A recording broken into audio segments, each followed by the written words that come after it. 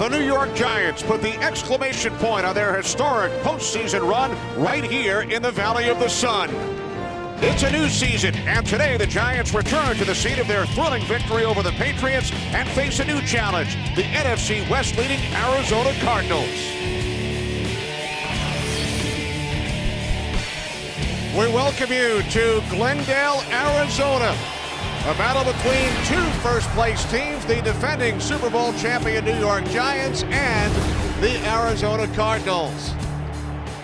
Good afternoon, everybody. Welcome to the NFL on Fox. Kenny Albert along with Moose and Goose, Daryl Johnston, and Tony Siragusa. The Giants return to Glendale 294 days after their Super Bowl 42 triumph over the New England Patriots. They're using the same locker room today, the same sideline as they used on February 3rd. Giants with the best record in the NFC at 9-1. But Daryl, today they face the Cardinals without their star running back, Brandon Jacobs. Best record in the NFC, and in my opinion, the best team in the NFL. And it has a lot to do with the intangibles. The Giants have great chemistry. The players hold each other accountable, and they don't beat themselves. And if there is a star on this team, it seems only fitting that it's a group, and it's the offensive line. And they are going to be without their sledgehammer, Brandon Jacobs, this afternoon. I'm anxious to see how that group responds. And today the Giants face a 7-3 Arizona Cardinals squad. Cardinals have won 3 in a row. And today, Week 12, a chance to clinch the NFC West. An opportunity for a lot of milestones for this Arizona team, and it has a lot to do with the explosive capabilities of this Cardinal offense. Kurt Warner is playing at a league MVP caliber, and he's got a talented set of wide receivers at his disposal. And the key for the Giants today, disrupt the timing of this offense. Some hits on Kurt Warner would be fine, but more important than that, challenge the release of these wide receivers.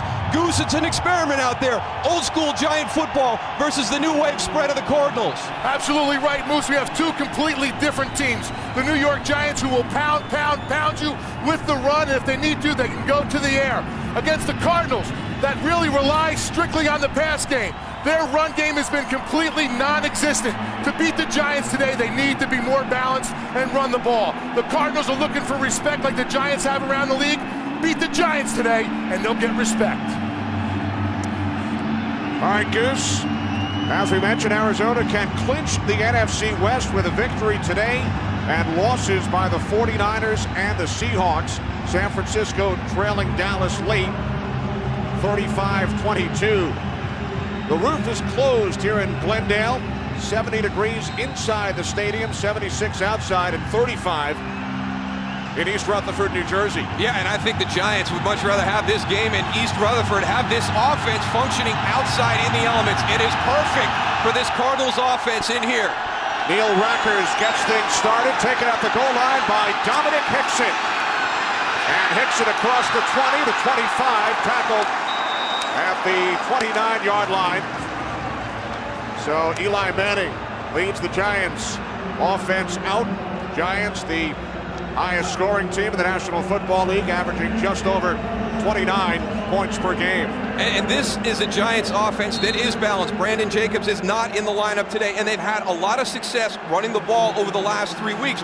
But it's really, how do you want to defend us? Are you going to take away the running game? If you are, Eli Manning is more than capable of making this Cardinal offense pay, or defense pay. Derek Ward starts for Brandon Jacobs. Manning to the air on first down, and the catch is made by Plaxico Burress. There's a penalty marker along the far sideline. Burress questionable the last couple of days due to a hamstring injury, but he is in uniform. Illegal formation. Offense. Number 81 is covering up.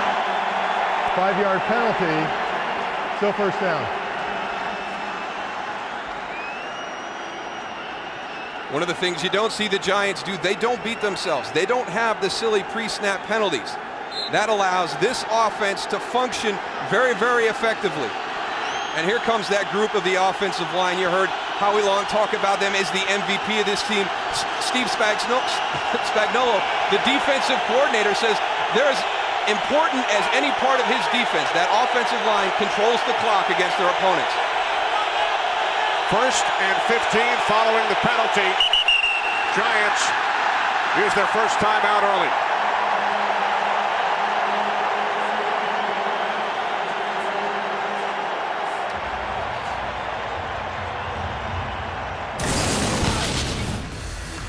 Here's that vaunted rushing attack of the Giants over the last few weeks. Over 200 yards, 3 games in a row, one of those being against the Baltimore Ravens last week and the #1 team against the rush. 5 of their last 7 over 200 yards. But playing today without Earth, Brandon Jacobs. And what difference does that make? Because when he comes out, he really kind of, he softens up that defense. It's not just a change of pace for Derek Ward or especially Ahmad Bradshaw when he comes in the second half. Ahmad Bradshaw's got the fresh legs. It's a step ahead. All of a sudden, you're over pursuing the gap. All 3 of them have the ability to break big plays. 1st and 15 from the 24-yard line. This is Ward. Ward out across the 25 and then forced back. So the Giants in the first minute of this game, a penalty, a timeout, and then a 2-yard run, setting up 2nd down and 13. And one of the things that everybody on this Cardinal roster talked about was the home field advantage that they've started to generate here. And when we were at their practice Friday, the defense was generating crowd noise so they could go through their signals. I mean, this crowd has become such a part of this season for the Cardinals. Cardinals 10-2 at home the last 2 seasons. Giants have won 14 of their last 15 on the road, including their Super Bowl victory here. 2nd and 13. Off the play fake. Manning steps up. He fires downfield, intended for Burris, and it is broken up by Dominique Rodgers-Cromartie. No flags. Darnell Dockett, number 90, he's the one guy you have to be aware of on every snap for this Cardinal defense. Relentless.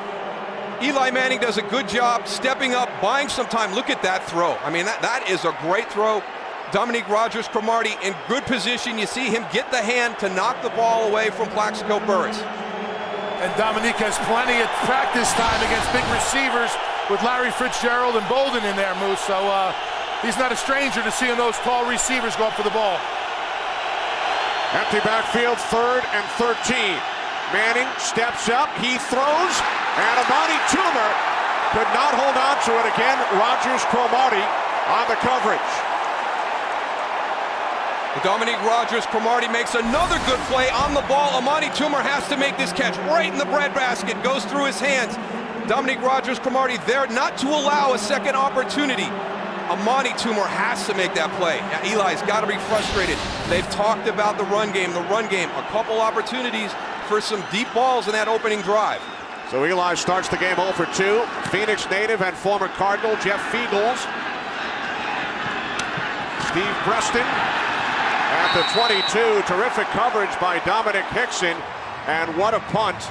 Tom Coughlin told us last night with Fiegels, we hope to never have a punt return against us. Well, he was worried about Steve Preston and what he can do as a punt returner, and that he felt was going to be minimized by how well Jeff Fiegels can directionally kick. And here he comes, Kurt Warner out for this offense, and what a tremendous season he has had up until this point. Looked like he's getting ready for this defense of the New York Giants, putting a little air in his helmet. You saw there earlier, the trainer was going and pumping air to tighten his helmet up. Kurt Warner started 9 games for the Giants back in 2004 before he was replaced by Eli Manning during Manning's rookie season. 1st and 10 from the 21-yard line. Warner under pressure, and he throws it away.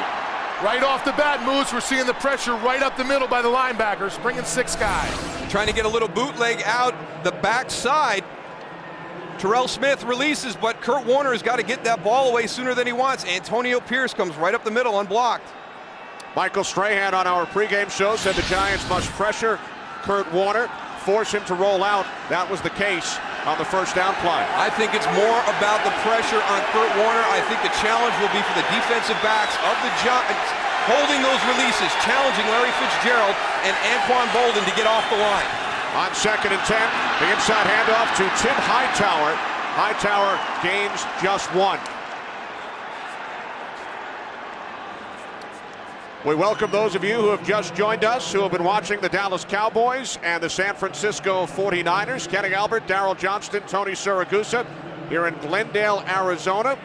Giants punted following their first possession. Now the Cardinals facing a 3rd and 9 from their own 22-yard line. But this offense puts so much pressure on you. You work so hard on your first 2 downs. You force them into a 3rd and 9. But your work has just begun. Very explosive, this Cardinals offense. Cardinals must get to the 31. And they do, as the catch is made for a first down by Steve Preston. Takes it out to the 38, a gain of 17. This is a good play design by Todd Haley, the offensive coordinator. Watch Steve Preston, the bottom of your screen goes in motion. That allows him to free up on the release. Aaron Ross has to run the bubble over the coverage inside. That's why Steve Preston was wide open in the middle of the field. And there you go, 3rd and 9. You work hard on your first 2 downs. This offense can convert any distance on 3rd down. Preston, 44 receptions the last 7 games. He's had a terrific season. From the 39, Hightower spins out of 1 tackle, crosses the 40 to the 41 before he's brought down after a gain of 2 by James Butler. Kurt Warner at the controls of this offense. Tim Hightower having a great year as a rookie. And again, there's that great wide receiver group. But this offensive line, we'll talk a lot about the Giants offensive line today.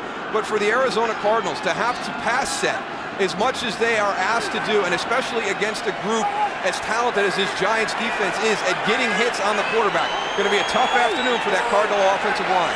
Hightower shifting into the backfield. Warner to Anquan Bolden, but he's hit for a loss of 2 by the reigning NFC Defensive Player of the Week, Aaron Ross. That is a great job right there. Aaron Ross, 31, goes to bail. He sees Anquan Bolden on the little bubble screen, beats the block of Steve Preston. Now, this group of receivers has put up a lot of yards, and the majority, not the majority, but a lot of that will come after the catch. One of the biggest concerns for the Giants is limiting the Arizona receivers to about 4 yards after the catch. There's a great job by Aaron Ross on that play. 4th down and 9. J.J. Arrington in the backfield. Cardinals have to get to the 49, a pump fake, and then Warner hits Arrington. Arrington dives to the 49. It will depend on the spot. He looks to have a Cardinals first down. Deuce, it's got to be demoralizing for a defense. You come on the field, you play 2 really good downs. You forced them into 3rd and 9 both times. They convert the first time. We're going to have the sticks come out this time to see. You can't get nervous on that, Moose. Like you said earlier, it doesn't matter if it's 3rd and 25. This offense is explosive enough to go and get those first downs on the long yardage. That's what they like. They like throwing vertical downfield. Kurt Warner, I mean, that's his forte.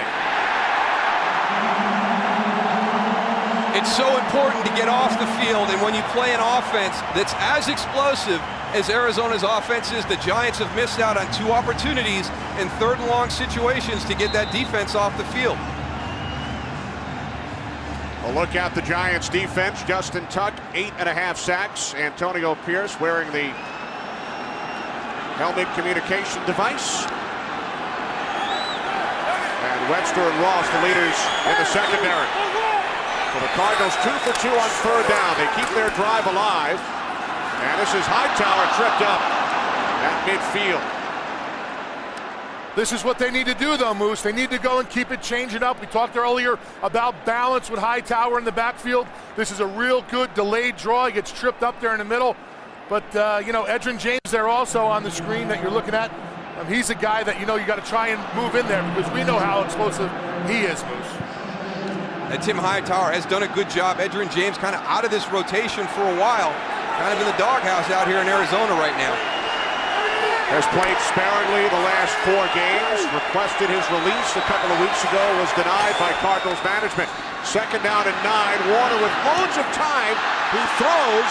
It was nearly picked off by Johnson, and the catch is made by Larry Fitzgerald for a first down. One of the challenges for the Giants this afternoon is going to be the fact that they can play a play perfect. And yet this Arizona Cardinal offense will find a way to convert.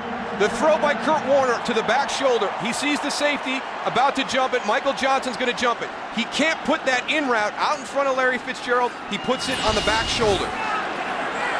15-yard pass play. 3 wide receivers. 1st and 10 from the Giants' 35. Warner steps up. He throws complete to Bolden. Another Cardinals first down. Chase Blackburn made the tackle. Anquan Bolden gains 18 yards. Ever since that first play, which was really a design boot with Antonio Pierce coming, they haven't gotten any pressure on Kurt Warner. He's able to stand there in the pocket. Goose, he's got a clear line of sight down the field. Yeah, that offensive line for the Cardinals does a really good job of feathering all the defensive linemen to the outside and gives Kurt a direct look downfield so he can see all his receivers. That's something you don't want to do on defense. You want to keep somebody in front of him, hands up, and try to obscure his view so he doesn't have a plain view of sight down the way. Goose, the inside handoff to Edgerrin James on the field for the first time, and James is bottled up by Matthias Kiwanuka and Dave Tollefson, a loss of 1. James, over the last 4 games, Darryl, only 10 carries, 22 yards. He's as explosive as any of the running backs, and I know that there's some issues going on out here in Arizona, but you've got to find a way to get him involved. And you know, we look at what Edgerrin James is doing, but you also have to look at what Tim Hightower is doing, and J.J. Arrington. J.J. Arrington has played very well on third downs. They're creating more opportunities for themselves, too, and those have to come from Edgerrin James. Arrington in the backfield, second down and 11. The swing pass, this is Arrington, and Arrington is knocked out of bounds at the 16 by Michael Johnson. Arrington gains 3. The big challenge is for the Giants defense. Limit the explosive plays of this Cardinal offense. 2, watch the yards after the catch. And then here's the other area. When they get to the red zone, you've got to play good red zone defense and hold this group to field goals. Don't allow them to score touchdowns. They get a lot of opportunities in the red zone during the course of the season so far. You can see right there the most touchdowns in the NFL. Only the Giants have had more red zone series on offense than the Cardinals. Third down and 8. Some miscommunication as Warner's pass is out of the vicinity of both Bolden and Fitzgerald. Well, mission accomplished for this Giants defense on the opening drive. There was not an explosive play down the field. They did a very good job of limiting the yards after the catch. They get down into the red zone, they force a field goal attempt by the Cardinals. So Neil Rackers, who has hit 13 in a row, the reigning NFC Special Teams Player of the Week, 4 for 4 last week against Seattle. Dirk Johnson, the holder, from the left hash, a 34-yard attempt. Rackers makes it 14 consecutive field goals. A 13-play drive. The Cardinals lead 3-0. Cardinals have not lost at home this season. Week 2 against Miami, big day for Kurt Warner and his receivers. 31-10 Cardinals over the Dolphins. Week 5 against the 4-0 Bills, and the Cardinals put up 41 points. Block punt in overtime. That has never happened in NFL history. A touchdown on a block punt in overtime to beat Dallas, and then a 5-point win over the San Francisco 49ers. Cardinals 4-0 here in Glendale. They've won their last 7 overall at home. And they're going through the progression. They're winning their games at home. Now they're starting to go on the road in the division. They won at Seattle for the first time in several years. They've beaten San Francisco on the road. They beat St. Louis on the road. The one big challenge for them left, being able to go East Coast to compete with some of these teams. 0 for 2 on the East Coast this season. We welcome those of you who have been watching the Ravens and the Eagles. Baltimore now 7-4. Philadelphia dropping to 5-1. Kenny Albert, Darryl Johnston, Tony Saragusa here in Glendale, Arizona. New York Giants return to the site of their Super Bowl 42 victory. Cardinals drive 13 plays, 63 yards, a 34-yard Neil Rackers field goal. Arizona leading the Giants 3-0.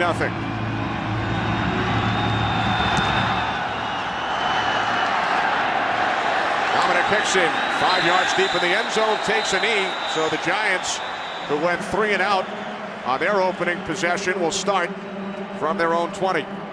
I think it's strange, Goose. We talked about it the whole weekend we've been out here. You know, how does the Arizona Cardinal offense, you know, do so well with time of possession? You break it down. Kurt Warner is very efficient throwing the ball, one of the highest completion percentages in the history of the NFL. They're good on third down. You saw him convert there. Now this Giant team has to come out and respond. It'll be interesting to see if Arizona continues to play them like they did on that opening series. Some opportunities to get the ball down the field, a little change of pace from what the Giants have seen the last several weeks. You saw Burris on the sideline, injured his hamstring this week. He was in on the first series, but now it's Dominic Hickson. He takes the handoff on the end around, and Hickson picks up a Giants first down, a gain of 11 before he was tackled by Adrian Wilson. That is the area that Arizona is going to have to do a much better job this afternoon as the game progresses. They cannot allow the Giants to get on the perimeter, whether it's just a straight running play or a misdirection like we had right there. The Giant offensive line, all of them, are excellent at pulling.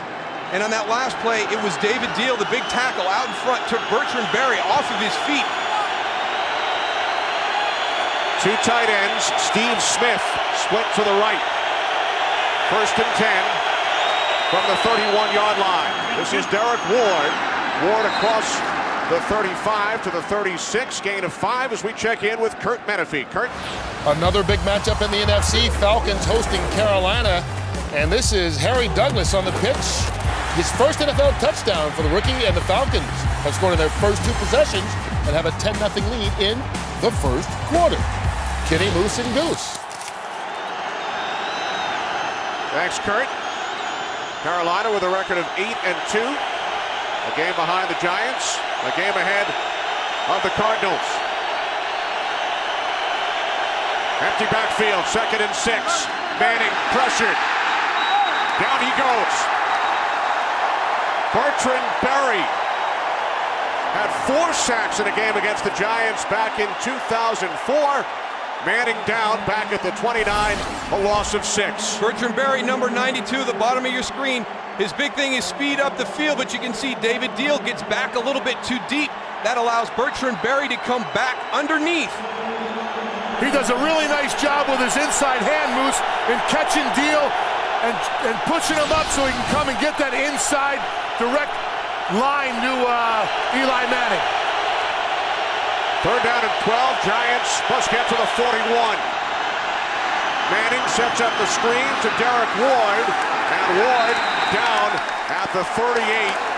Ralph Brown, the former Giant, makes the tackle, gain of 8, but Ward needed 11. Giants will punt.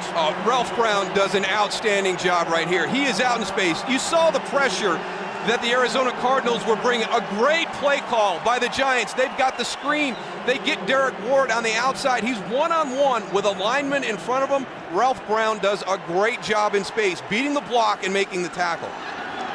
We are told Plaxico Burris' return today is doubtful due to his hamstring injury. Penalty marker. Fiegel's punt out of bounds. Again, Fiegel's keeping it away from Preston, but there is a flag. Pete Morelli, our referee today.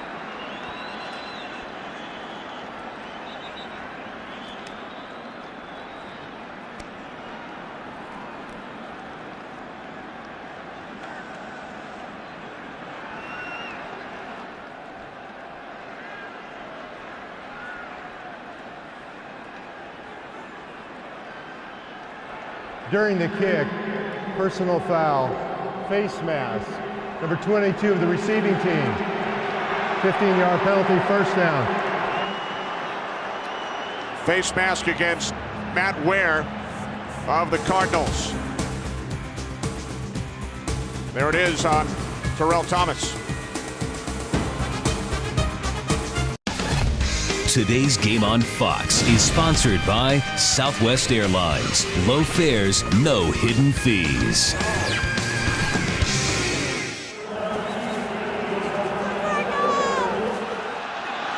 The Arizona Cardinals with a chance to clinch their division today. They have not been to the playoffs in 10 seasons. Start from their own 17 following the face mask penalty. And a penalty marker, Aaron Ross, with the coverage on Larry Fitzgerald. But that's what you have to do on the outside. Pass interference, number 31. Automatic 1st down. You have to be physical with these Cardinal wide receivers on the outside. Anquan Bolden goes in motion. There goes Michael Johnson on the blitz. Quick slant coming out. There's Aaron Ross. Tight coverage against Larry Fitzgerald. Slant inside, jump the slant, gets there a little bit early. Good call by the officials, but that's how you have to play against these wide receivers on the outside for the Cardinals. The Giants are doing a good job on those short passes, also getting their hands up. Kurt Warner traditionally throws a low trajectory ball. Warner fires, and it is nearly intercepted by James Butler. There are a few staple routes in this offense, the skinny post and the deep in, and they both kind of get into the same area. Watch for the Giants to get into these windows. That window on the skinny post is going to be right in this area right here. All right, whether it's skinny post or deep in, it's kind of the same spot. You can see they're kind of sitting in those areas. They want to shut down those windows to disrupt the timing. Another way to make this offense feel out of sync. Kurt Warner, 6 for 9 here in the first quarter. Draw the high tower, but it did not fool the Giants, led by Dave Tollefson. The Giants do a really good job on this play of blitzing up the middle with the linebackers. Watch right here. Watch the linebackers coming up the middle. Go ahead, roll it, guys, right here. They come up, keeping their eyes open. Ralph Brown does a good job. Antonio does a good job of going to recognize and run. Nice job right there. Kevin Booth goes and gets it down. That's tough. When you're running that blitz, sometimes you go and you're just looking for the quarterback. You got to keep your eyes open and be alert for that draw play, which you just saw. Empty backfield goose, 3rd down and 13. Cardinals must get to the 31. Warner under pressure, and the pass was batted down by the first-round draft pick out of Miami. Coming up the middle, Kenny Phillips. I'm really surprised that they're having as much success coming up the middle against this Cardinal offensive line as they are up until this point. When you watch them on film, they were always very good at picking up the pressure, blocking the games, sorting through that. I mean, they turn 2 people completely loose. Kenny Phillips and Michael Johnson, your safety and your nickelback, are free right to Kurt Warner. Antonio Pierce is yelling out to the defensive line which way the offensive line is sliding to go and get those holes that we just saw 2 guys come scot-free like Moose talked about. Dirk Johnson's punt taken at the 33 by Hickson.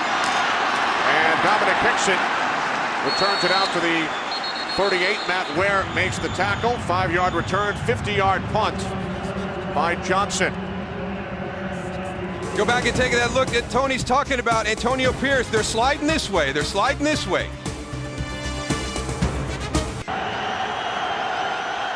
Plaxico Burress's return is doubtful this afternoon. He's the guy you focus on in the passing game. Brandon Jacobs, who your focus is on during the running game. Both of those guys not in the lineup for the Giants the rest of the afternoon as it looks. 1st and 10, Giants from the 38. Pass is caught by Dominic Hickson, and he broke free into Cardinals territory. 17-yard pass play. Remember, Hickson had a huge game against Seattle when Burress was suspended back in early October. You give him the opportunity to get the reps during the course of the week, and he will come out and perform. And we saw it against Seattle. He had an opportunity to get a lot of reps again this week, getting ready for Arizona. And here's why this is the best team in the NFL. Their best running back, Brandon Jacobs, inactive today. Plaxico Burress, doubtful with a hamstring. They don't miss a beat. They just keep functioning. Nothing slows them down. They're not fazed by anything. Great work with the intangibles of a football team.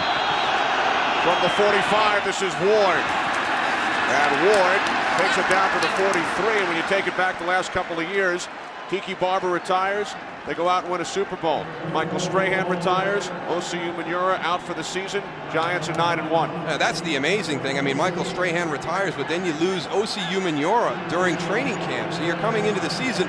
Last year you had 2 dominant edge rushers. This year you're trying to figure out what you're going to do. Steve Spagnuolo, Tom Coughlin done a great job of getting that defensive unit back up to snuff. They lose players, but they don't skip a beat, Moose. 2nd down and 8. Manning to Hickson. And Hickson works his way down to the 38-yard line. Chike O'Keefer made the tackle, a gain of 5, setting up 3rd down and 4. Looks like both of these defenses are going to attack everybody inside. And if you're going to do that against the Giants, here's the group you're going to be going against. Look at what they have done during the course of the season. 5 200-yard rushing games. They got another one that's up over 180 yards, close to 200. They kind of disproved the theory that the sum is equal, or the whole is equal to the sum of its parts. You take these guys individually, I think they're better as a group than as individual offensive linemen. Third down and 4. Manning complete to Steve Smith, but he's tackled shy of a first down. Aaron Francisco along with Eric Green stopping Smith just outside the 35-yard line. So 4th and about a half yard, and it looks like the Giants will leave their offense on the field. Yeah, here comes Madison Hedgecock, Michael Matthews into the lineup. Your short yardage goal line personnel coming in. Giants did not have to run a play by the end of the first quarter.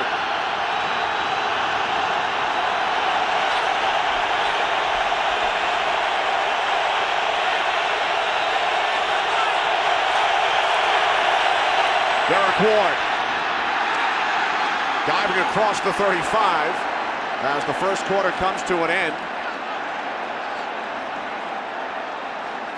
These are the plays when you miss your big back in Brandon Jacobs.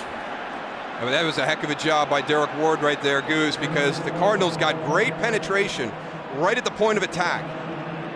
A lot of times in a short yardage goal line situation, some running backs, they're coming so downhill that they miss the opportunity to be able to adjust their running lane. Derek Ward didn't do that. He wasn't so committed that he couldn't make that quick change and beat the penetration. Two highest scoring teams in the league, low scoring first quarter.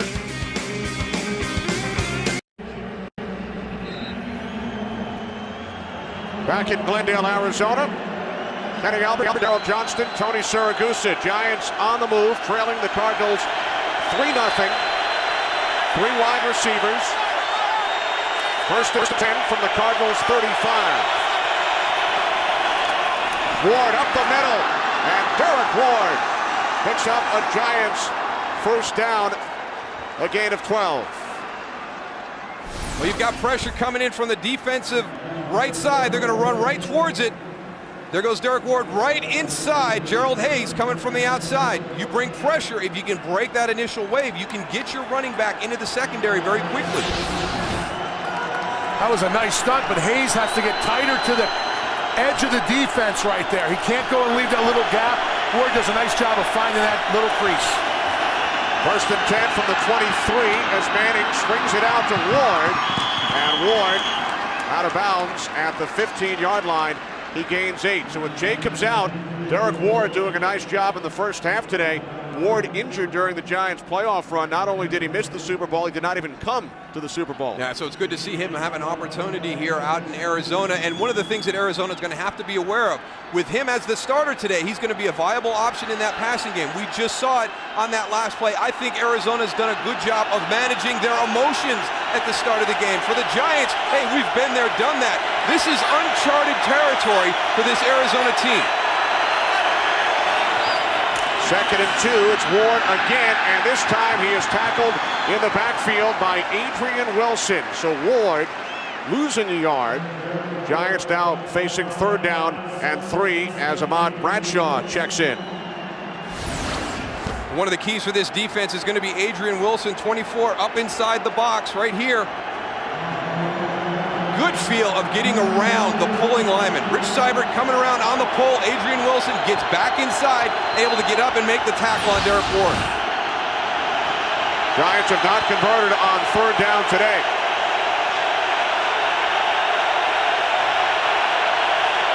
Four wide receivers, third down and 3. Manning with time, he throws, and the catch is made for a first down inside the 5-yard line by Sonoris Moss.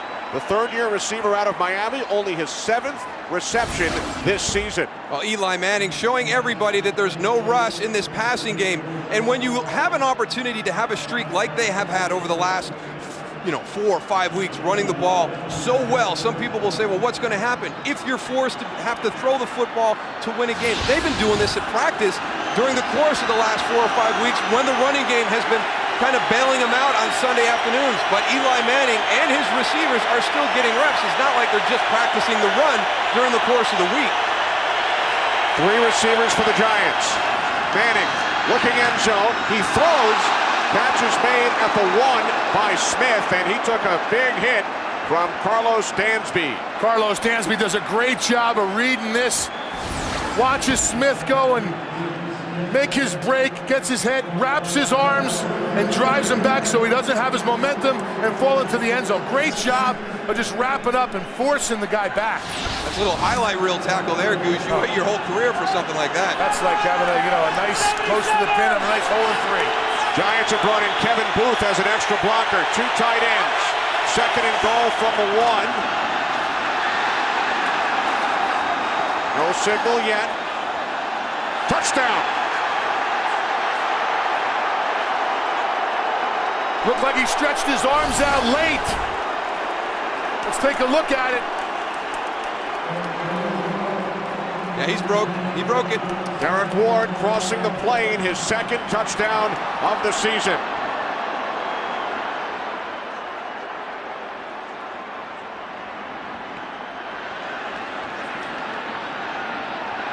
There's those big guys up front. You just get in, get behind him. You can see Derek Ward break that plane before his knees were on the ground.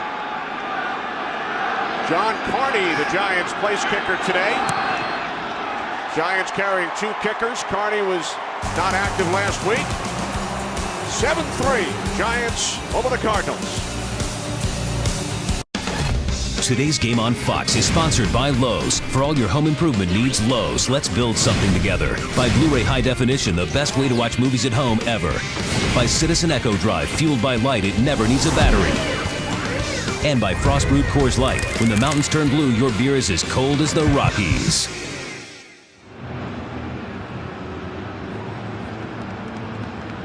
Giants have their first lead of the afternoon, an 11-play, 62-yard drive. The key play, Derek Ward, successful on the 4th and 1, which moved the chains, and then Ward scores the Giants' touchdown. Nice little catch and run on that drive also, so doing a good job up until this point, filling in for Brandon Jacobs.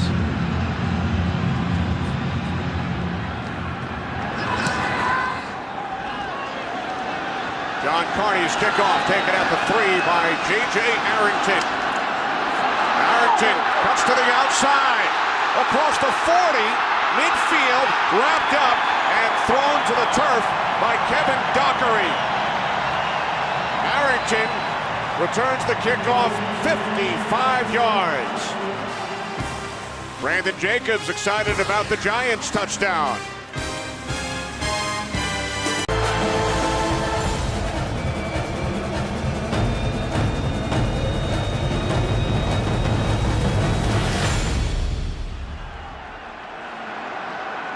The 9-1 Giants, the 7-3 Cardinals. Giants lead 7-3 as Kurt Warner hands off to Tim Hightower, who fights his way back to the line of scrimmage and then gains 1 before he's hit by Antonio Pierce and Danny Clark. Goose, you know, I know you said that they needed to become more balanced and run the ball a little bit more, but this Arizona offense doesn't look comfortable when they're trying to run the ball. No, they don't, not at all. They look very uncoordinated. It's very easy to go and look at their offensive line and tell whether they're going to run it or going to pass it. When you pass as much as this team has, you have to get in a different stance in order to fire off the ball. The Giants are doing a nice job of identifying that and knowing when it's going to be a run.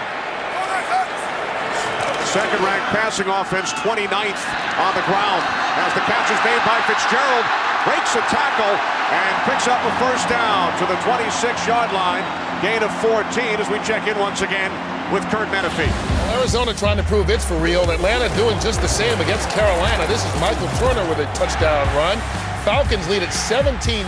They've outgained the Carolina Panthers 178 yards to 8 in the second quarter. Kenny Moose and Goose. Unbelievable job by Mike Smith in Atlanta. All the problems they had turned that team totally around. Unbelievable. Great job. On the 26, this is Hightower. Hightower gains 3. Pierce, the tackle. Tim Hightower, a 5th-round draft pick out of the University of Richmond. He was not even invited to the NFL scouting combine. Yeah, a great story. A great story. The combine brings in everybody that they expect to be drafted on draft day, and it's a very unique experience. But you know, sometimes you miss. Sometimes there's a guy like Tim Hightower from a small school like Richmond that's not on the radar, doesn't get invited to the combines, but he makes it to the NFL, and when he has an opportunity, he takes advantage of it. 13th running back selected in last April's draft, and he's now starting ahead of a four-time Pro Bowler in Edgerrin James. 2nd and 7. Warner looking for Jeremy Urban. Getting a lot of deflected balls, Goose. A lot of hands up, getting some tips on Kurt Warner. They're bringing a lot of pressure, though. The pressure, they know where the hole's going to be, and they're always bringing two guys. If you watch right here, they're going to go and spread it out. Boom, two guys coming in, one hole. Kurt's got to get it off faster than he wants to. Looking downfield, his receiver didn't even know the ball was in the air. So that's what you're going to see. When you get success like that, you're going to see it over and over again by this Giants defense. Second time Kenny Phillips has gotten a piece of a Warner pass. 3rd and 7 as the pass is caught by Steve Preston. And Preston picks up a Cardinals first down at the Giants 12. And 11-yard pass play. And the reason he's able to get it off is J.J. Arrington. Watch number 28 in the backfield. He goes to the left side. Then he scans and gets back. Gets just enough. You get a little bit of a flash of red jersey right there. Kurt Warner feels he's got the time to get it outside to Steve Preston. But J.J. Arrington, that's a lot to ask. You ask your running back to cross in front of your quarterback to the right, but then be able to scan all the way back to the left.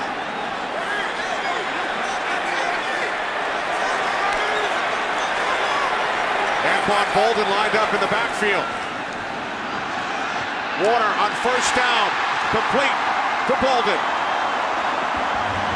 Nice awareness of knowing where the markers are to get the first down on that play. Anquan Boldin goes and stretches out. I don't know if he got it, but he knows where that marker is that he has to cross in order to give the Cardinals a first down. You know what, Goose? I might rather have a running back coming out of the backfield as opposed to Anquan Boldin. I don't know if there's a tougher guy in the NFL than Anquan Boldin. He is a beast, Moose. I'll tell you, he could be a defensive lineman. After the injury he had, coming back 2 weeks, we'll get more into that later on, but this guy just loves to get hit. I mean, doesn't even look like a receiver. Boldin's put out to the right on 2nd and 2.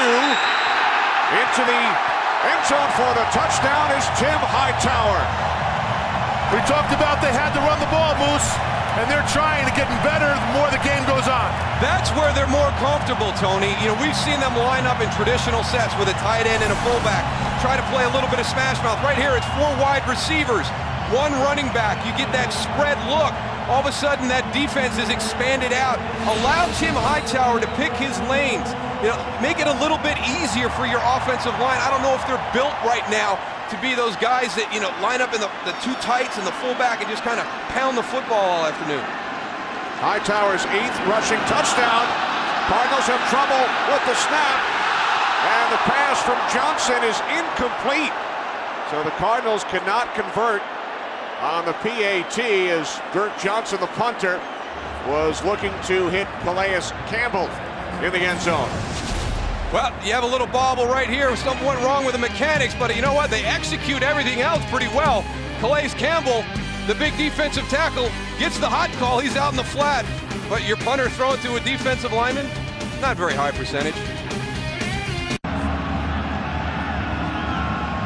Cardinals had a short field following a big return. Tim Hightower, 2-yard touchdown run, and then the miscue on the extra point attempt. Yeah, you know, those are little things that come back and bite you at some point during a game. We're talking about a battle that we thought was going to come down to the wire this afternoon, and that little bobble, it's only 1 point, but that could be the difference in this game this afternoon. Something you take for granted, the mechanics of the point after touchdown, and the Cardinals can't execute it. Giants had the same thing happen to them last week against Baltimore. Ahmad Bradshaw on the return for the Giants, out across the 20. Tim Castile, the first Cardinal downfield on special teams. There is a flag.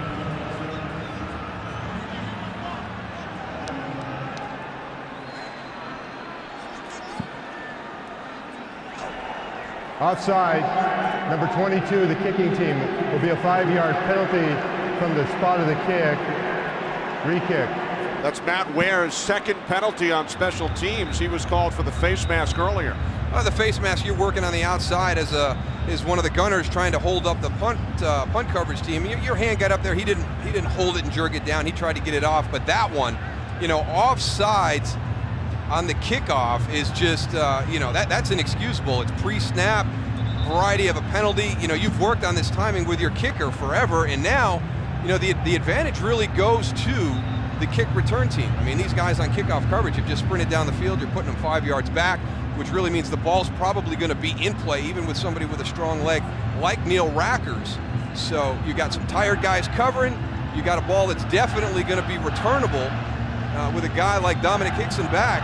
This is advantage Giants right here.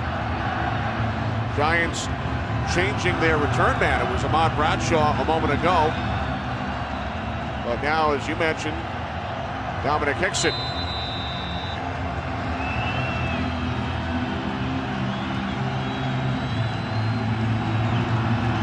Rackers kicking this time from the 25. Or maybe you don't get one in play. From the 1, it's Hickson. Hickson across the 40, across midfield. Dominic Hickson down the sideline. And he's finally tackled at the 16-yard line by Antrell Roll. So the Giants get another chance following the penalty committed by Matt Ware. And Hickson returns it 83 yards. It's kind of a combination. It's a silly penalty by Matt Ware being offsides, but a lot of times the team will elect to just tack that one on. But because the Cardinals did such a good job covering the kick with Ahmad Bradshaw, Tom Coughlin elects to re-kick it as opposed to adding the 5 yards, and here comes Dominic Hickson. Or there's a 5-yard penalty that comes back and really bites you. Hickson returned 2 kickoffs for touchdowns last season, 1 in the regular season, 1 in the postseason. An 83-yard return, the toss to Ahmad Bradshaw. And Bradshaw is wrestled out of bounds by Adrian Wilson after a short gain, and now some extracurricular activity. I tell you what, there's 2 competitors right there. Adrian Wilson, this guy has played out here in Arizona his entire career. Not a lot of people know about him. The great thing about this Cardinal team, having this resurgence and getting out there for everybody to see, these NFL fans, they get a chance to see a guy like Darnell Dockett and Adrian Wilson, guys we haven't heard a lot about because they're out here in Arizona. There's some talent on this Arizona football team. Love the competitive nature of number 24 and love Ahmad Bradshaw getting right back at him. 2nd down and 8. Off the play fake. Manning steps up. He throws, and it's broken up. Kevin Boss, the intended receiver. Eric Green on the coverage for the Cardinals. Eric Green wanted more than a deflection. He didn't want a pass breakup. He wanted a pick, and he played it pretty well. Kevin Boss on the out route right there. Little pivot, open the hips, jump the route. Just a step late. Last time Kevin Boss played here in Glendale, he had that huge 45-yard reception in the Super Bowl.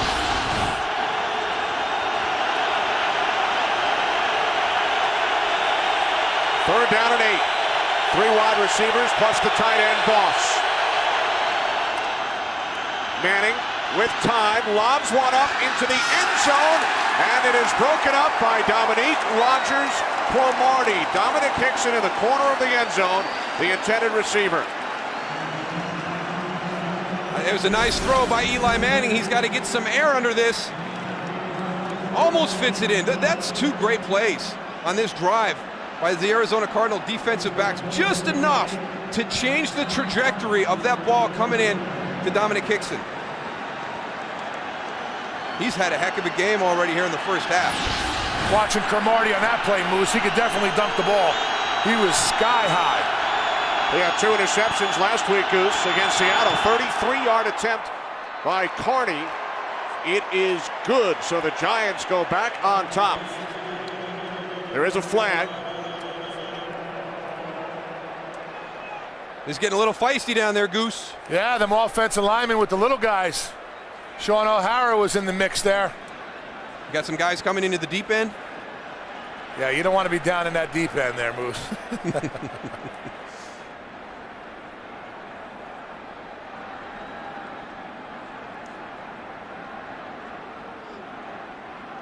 After the extra point was good, we have a personal foul, number 60 of the kicking team. The 15-yard penalty will be assessed on the kickoff. The field goal is good. So it was Sean O'Hara, Goose. You mentioned Sean in the middle of it. And the 15-yard penalty will be tacked on to the kickoff. Well, on the last kickoff, we had a 5-yard penalty come back and bite the Arizona Cardinals. We'll see if this 15-yarder bites the New York Giants. Little jump on the pile by... Two big kickoff returns lead to points. J.J. Arrington on the right, a 54-yard return leading to the Arizona touchdown. And then Dominic Hickson on the left following a Cardinals penalty. A second kickoff, an 83-yard return by Hickson. Remember, the Cardinals also failed to execute the extra point, then the penalty on Ware, and then the long return by Hickson. So 3 mistakes on special teams by Arizona. Now, how many times do we see that? We talk about the wide receivers for the Cardinals, the running game of the Giants, and right now it's been special teams has been the big question mark. Carney kicking off from the 15 following the O'Hara penalty, and Arrington brings this one back out. Well, they're going to get another. They're lucky if they don't get another 15. They dodge one right there. 28-yard return, terrific field position once again for Arizona. The NFL on Fox returns this Thursday with a Thanksgiving special. The Dallas Cowboys and the Seattle Seahawks in the last Thanksgiving Day game from Texas Stadium. Coverage begins with the Ford Drive 1 pregame show at 4 Eastern, 1 Pacific, only on Fox. And Darryl, you had the opportunity to play in 9 Thanksgiving Day games during your career. It's a great tradition, and we had a great advantage. You know, being at home, it's going to be tough for Seattle traveling in for that game. Always felt we had a big advantage being able to stay back in Dallas. The Arizona Cardinals will also be in action on Thursday in Philadelphia, so a short week for the Cardinals. As Warner fires, complete for a first down. Jeremy Urban makes the catch for a gain of 31 yards. Kurt Warner just went in the needle on this one. I tell you, Goose, Larry Fitzgerald, Anquan Bolden, Steve Breston. Oh, that's right, Jeremy Urban. I mean, what do you do? Kurt Warner said that he had 5 in St. Louis when it was the greatest show on turf. He's getting close here in Arizona. From the 19, nice play by Arrington. He makes a lot out of nothing. What a great field. That play was dead in the water. The Giants defended it so well. I'll tell you what, the more they give the ball to Arrington, the better he gets. All right, we're going to do a screen. We're going to fake it, and then we're going to have a running back slip up inside, and then he's going to run straight back at me, and then break to the right. And then break a couple tackles and keep going inside the 10-yard line. That was all planned, Moose. I don't know if Todd Haley had that one drawn up quite like that. 4 wide receivers, first and goal from the Giants' 8. Warner looking, he throws, and Fitzgerald had it knocked away. Fitzgerald thought he made the catch, but Kenny Phillips comes up with another big play for the Giants. You will not see that very often. I have not seen anybody as good as Larry Fitzgerald at the point of the catch. Kenny Phillips is having a great game. He's been in there on a couple of blitz plays. Larry Fitzgerald, watch this. He's got this. This is 6 points, and in comes the hand. Pop before he gets his feet down. That's exactly what they teach those defensive backs, to punch the pocket, punch the arms right between the arms, try to separate the arms so the ball can come out. Second and goal from the 8. This is Hightower. And Tim Hightower is tackled at the 5-yard line. The ball came loose. But the question is, was Hightower down? One of the officials goes down. Well, that was Justin Tuck. He was going after one of the Cardinal players. He wasn't bumping the official. That's the umpire, Rich Hall. Got to watch as an official get in there with that little pile-up. Moose, me and you have been in those. Looks like he got a nice bloody nose out of that.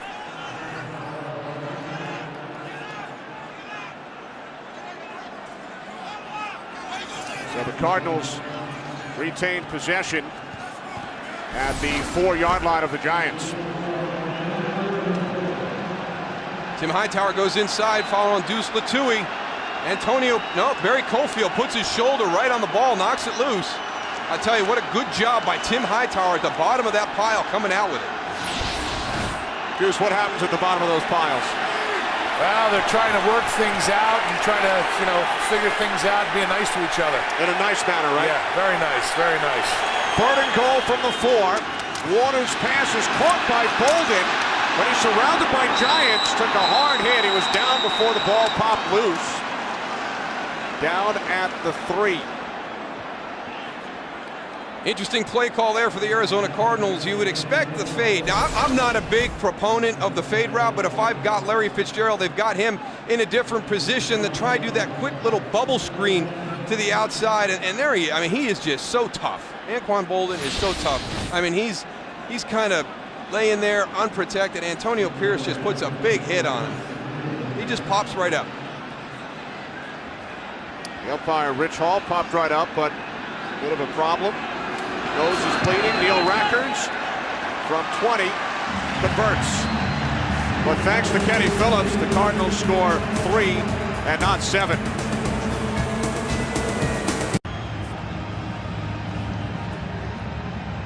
There's the umpire, Rich Hall, who was shaken up a couple of minutes ago. Rich Hall does an unbelievable job. He's in the pile right here. Justin Tuck comes up, gives him a little bit of, tries to point, saying we have the ball. Watch right here. Freeze that right there. Oh, look at that face right there. You think it's easy being an official? He goes down, like he got hit by Mike Tyson, but he's back up. I'll tell you, Rich Hall could take a punch. There's where the injury occurred right there. But it seems to be everything is okay right now. I'll keep it on an update, and I'll get back to you if anything else happens, guys. Hickson on the return. Thanks, Goose. Rich Hall in the custom cabinetry business as Hickson returns another one across midfield, and he's tackled by Jeremy Irvin. Hickson with an 83-yard return earlier, and he brings this one back 66 yards. Well, we've talked about the Giants defense getting yards after the catch and doing a good job of that. The Arizona special teams has got Dominic Hickson right there. I mean, Pongo Tongafau has got him dead to rights and just completely misses him. That's all Dominic Hickson on that one. The last big return, he had some good blocking. He did the majority of that work on his own. Jeremy Irvin, who had that 32-yard reception on the last drive, made the tackle, saving a touchdown. Manning setting up the screen to Ward with a couple of blockers leading the way. Derek Ward is tackled inside the Cardinals' 24-yard line, a gain of 9. We saw a big play by Jeremy Irvin for the offense. Watch this one. Just reaches out, and it's the old locker room trick. Kick that foot behind the other heel, and down he goes. He was just getting ready to pull. Oh, absolutely, Goose. That was the last chance they had. Hickson making a huge impact on special teams today. On 2nd and 1. Montrell Roll comes up to make the tackle on Ward. A couple of flags in the defensive secondary.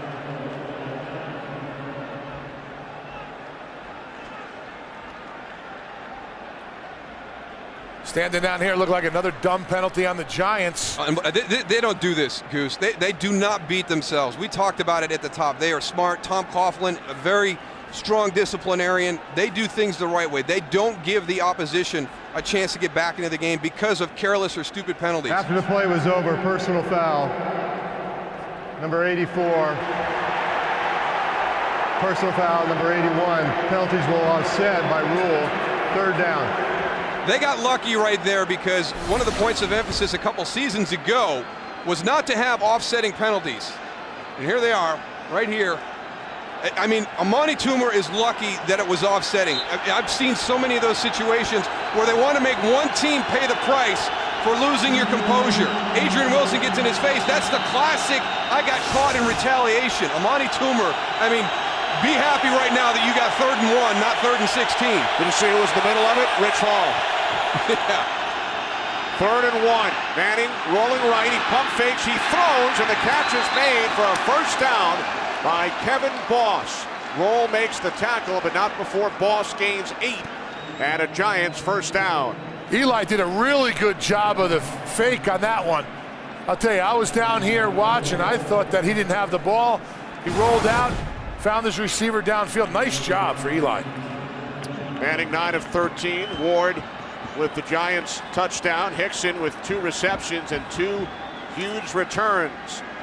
As we hit the 2-minute warning in Glendale, Arizona. The Cardinals leading the Giants 12-10.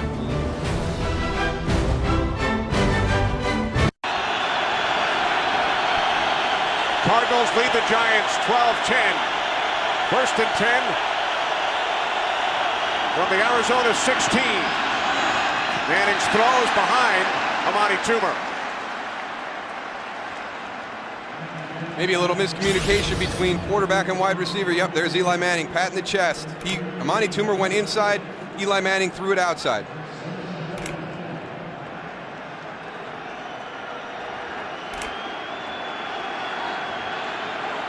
Giants without Plaxico Burress since the opening series of today's game. His return is doubtful due to a hamstring injury. Brandon Jacobs not in uniform. 2nd and 10. 3 wide receivers set. Inside handoff to Ward. And Ward down to the 12-yard line. Gain of 4.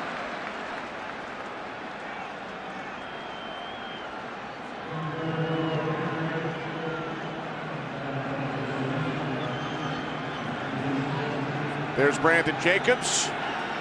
I think his impact will be felt in the second half. I mean, Brandon Jacobs, his role, come out, pound that ball on that defense, get him softened up, then get Ahmad Bradshaw, Derek Ward in the second half, get them lots of snaps with fresh legs. Giants only 38 rushing yards today.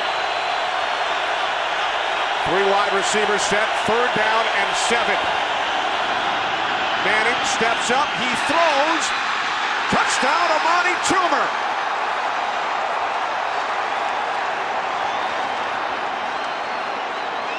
The attention to detail of the New York Giants. Here's what I mean when I say they don't beat themselves. You had 2 players in motion at the same time.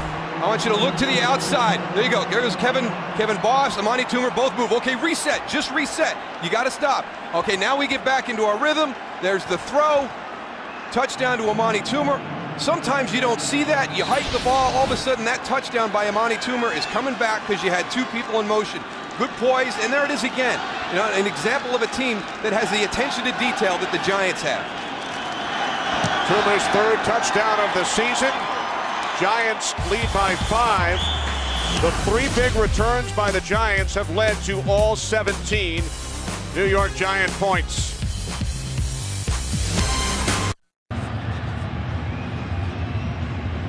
Just over 1 minute remaining, 2nd quarter here in Glendale, Arizona. Giants leading the Cardinals 17-12.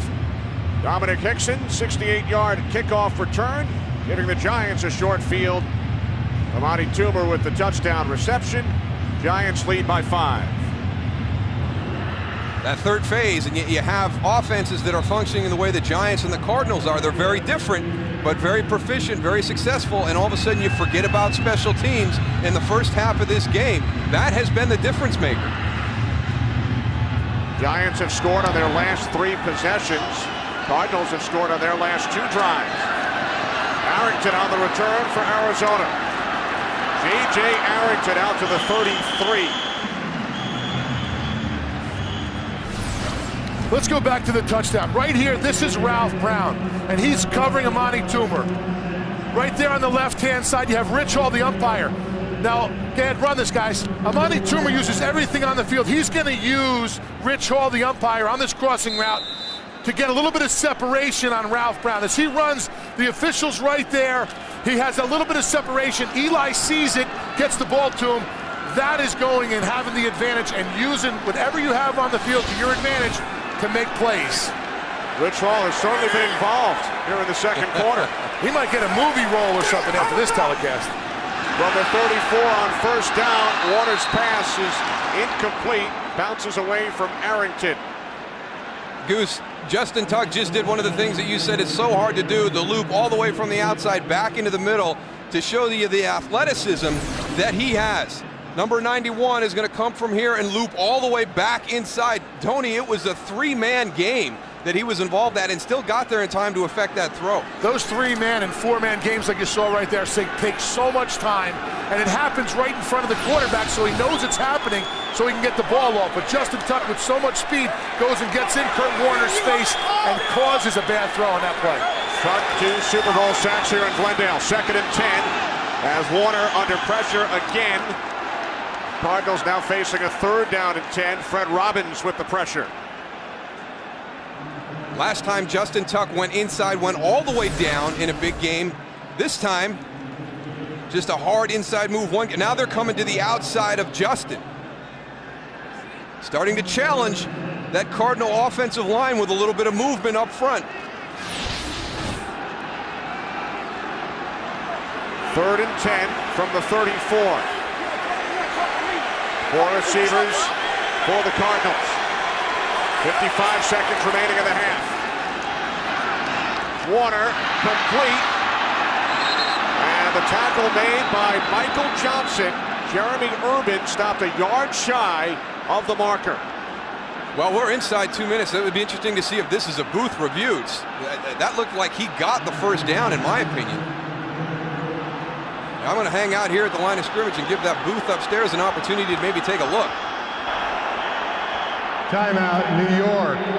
That should play into the advantage of the Arizona Cardinals right now. 30-second timeout. They will give the officials up in the replay booth a chance to look at it. Remember, the Giants used their 1st timeout in the opening minute. Jeremy Urban coming on the crossing route. The tackle is made, the knee is down. Yep, good call by the officials again. That is so hard as an official from the sideline looking to see when his knee goes down and where the ball is at that particular time. I mean, we don't give these officials enough credit. We only see when they have bad calls, but these are so many good calls out there. I mean, look at that. It's a perfect spot. When his knee goes down, they got it right on the spot. Remember, our yellow line is unofficial. Ball spotted shy of the 44-yard line. One more look.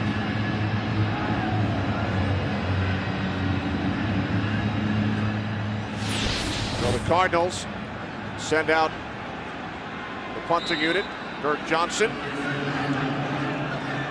Dominic Hickson, who's had a huge 1st half, 180 yards in kickoff returns, is back deep. Fair catch called for at the 9 with 24 seconds remaining. Coming up, the Visa halftime report. Kurt, Terry, Howie, Michael, and Jimmy with scores and highlights, and the Fox Sports ticker will have all the latest stats. Terry Bradshaw spending some quality time this week with the Arizona Cardinals. Yeah, I mean, they're starting to catch national attention right now. I mean, they're on the brink of some milestones, things that haven't happened here in decades, and there's one of the big reasons why, Kurt Warner, but I'm still trying to figure out that tight end, or the timeout by Tom Coughlin.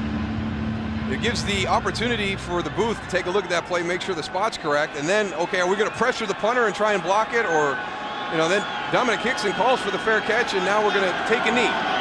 I guess if you got him, you might as well use him, Goose. Giants will try and run out the clock, but the Cardinals use the 1st of their 3 timeouts. I think Tom Coughlin, Moose, was going and making sure that his defense was out there. He wanted to have a safe punt because it was an opportunity. You know, Ken Whisenhunt coming from Pittsburgh, and they like the, you know, Whisenhunt likes the fake punts and the little gadget plays that we see from Pittsburgh all the time. Maybe just making sure that this defense is safe out there. Who exactly is Ken Whisenhunt? Well, he's in his 2nd season as the head coach of the Arizona Cardinals, 9-year NFL career, a tight end with the Falcons, the Redskins, and the Jets. Offensive coordinator for the Super Bowl champion Steelers following the 05 season. He grew up in Augusta, Georgia, shot par at Augusta National, and following the Steelers Super Bowl win, he played a round of golf with Arnold Palmer. You know, that's a pretty nice resume right there, especially, you know, this Super Bowl offensive coordinator. But, you know, my thing, par at Augusta from the back tees. That's big. That's it. That's crazy. Giants run a play. This is Ward. And another timeout taken by Whisenhunt. We mentioned he grew up in Augusta. He used to work on the scoreboard behind the 18th green during the Masters. Well, this January, Fox once again brings you the greatest week in college football, beginning with the FedEx Orange Bowl, the Allstate Sugar Bowl, the Tostitos Fiesta Bowl right here in Glendale, and the FedEx BCS national championship game. It's college football's biggest games this January, only on Fox.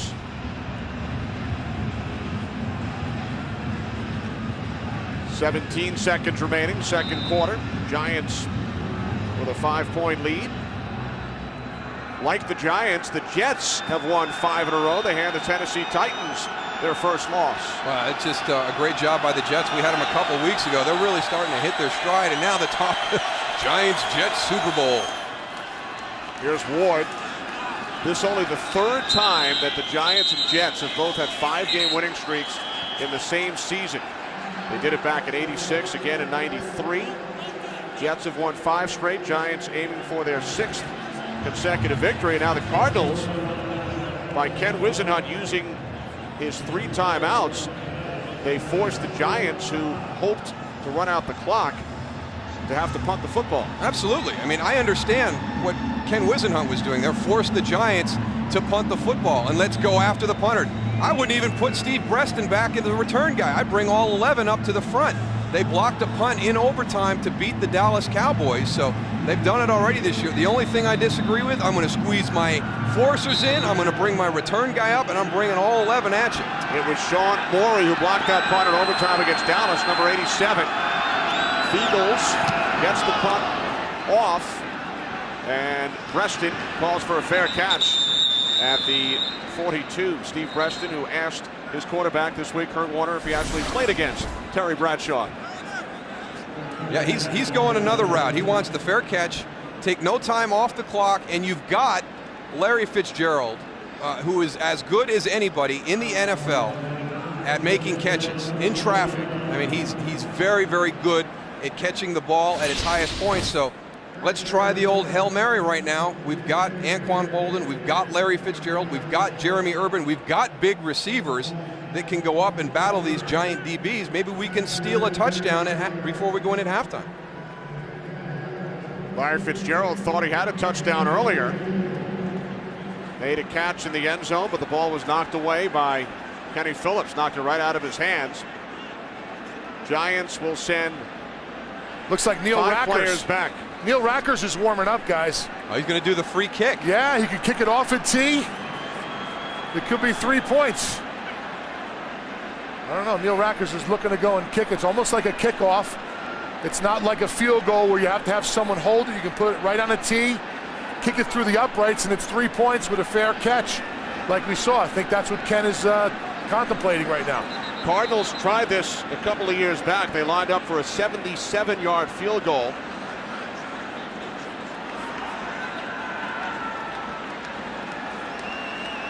Free kick has been attempted very infrequently. The last team to convert, guys, Chicago against Green Bay back in 1968.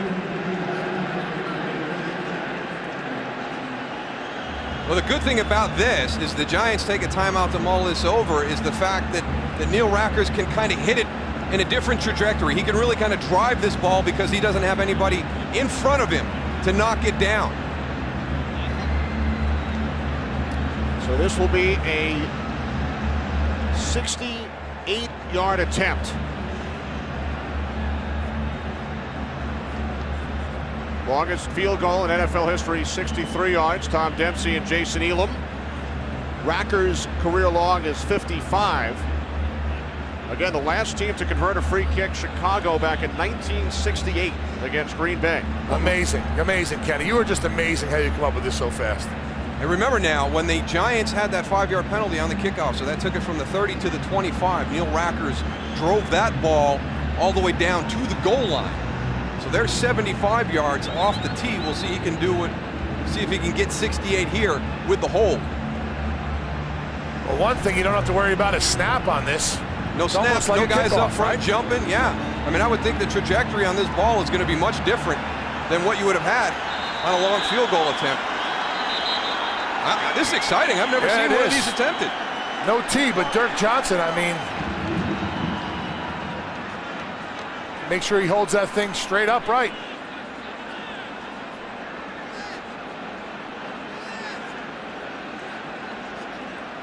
So Johnson will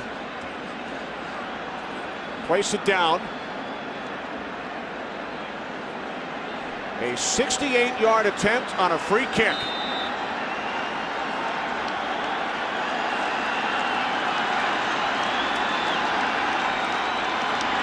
Here comes Rackers. Now the Giants get it. Reuben Drones. And Drones is tackled at the 30. Goose, that's like a long drive right there. You got it up on the tee. You got the big head driver. You're going to take a big cut on it. Shazam. He needed a tee on that one, Moose. There's a reason it hasn't happened in 40 years. Giants lead the Cardinals at the half. 17-12. The Visa halftime report is coming up.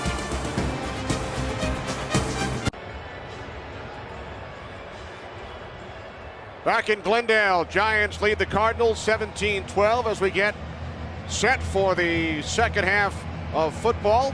The first half numbers, Darryl.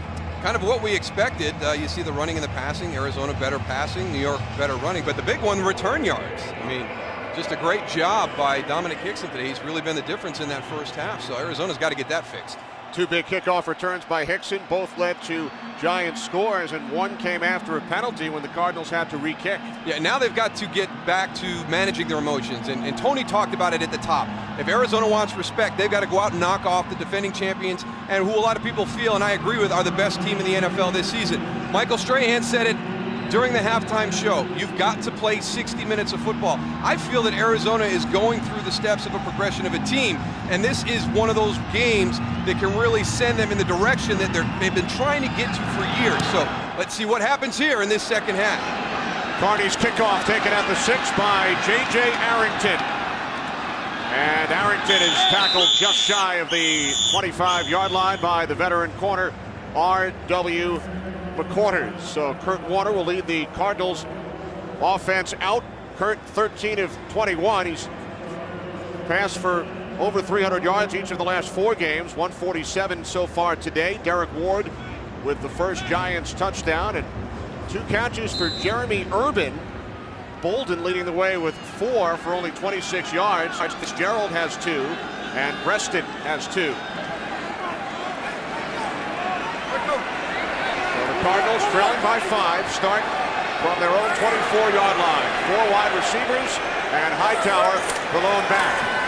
Warner on first down, complete to Preston, but Kenny Phillips has had a tremendous game, was right there to make the tackle after a gain of just 4, so the Giants did not allow any yards after the catch on that reception. No, they've done a great job with that, and when you watch this offense on film, a lot of the yards come after the catch. Anquan Bolden's big runs, Larry Fitzgerald's. Steve Spagnuolo set a goal of 4 yards per catch afterwards with the ball in their hands. They've held him to 3.9, right on the mark. Great job by the Giants defense. Second down and 6. Tim Castile is the fullback. Warner throwing on second down, incomplete. Bolden with Terrell Thomas on the coverage. The Giants on that play got pressure. The Cardinals went max protection, kept 2 guys in the backfield, and they still got to Kurt Warner. Let's take a look at it right now. Right up the middle area, Antonio Pierce going covering. But still, you know, it's amazing, this Giants defensive line. The pressure that they get with just bringing 4 guys and the different formations and sets they have up front. Right here, you're seeing 3 guys, a 4-guy pass rush, but they're covering the center. Let's see if they get pressure on this one. 4 wide receivers, third down and 6. Here comes the pressure. Warner steps to his right, throws, and it's caught for a first down by Jeremy Urban, his 3rd catch of the game, 14 yards, and the Cardinals move the chains. You talked about it, Goose. They got Antonio Pierce coming up the middle again. Tim Hightower, good job in pass protection. Slide over, get low, deliver the blow. Kurt Warner slides a little bit to his right, and there's Jeremy Urban again. And Larry Fitzgerald, Anquan Bolden, Steve Preston. The guy right now that's hurting the Giants, Jeremy Urban. You liked him at practice on Friday. I liked him at practice on Friday. I like him on film when I see him on film. Well, the Seahawk and Cowboy. First and 10 from the 42. The handoff to Hightower, and he runs right into the arms of Chase Blackburn. The Giants are doing an exceptional job of identifying pass and run with this Cardinals offensive line. You could hear them down here on the field yelling, run or pass. and they're just going and collectively going, running to the ball, stopping the run when they're getting the run calls, and reacting to the pass. They're doing an unbelievable job of recognizing. They got to have a tell, Goose. You talked about it in the first half. It's got to be uncomfortable for them to get into those running situations. They're much more comfortable when they're dropping back, when they're going backwards in pass protection. Giants without Fred Robbins, shoulder injury. His return is probable. Warner with time, airing it out, looking for Preston. Again, it's Phillips on the coverage.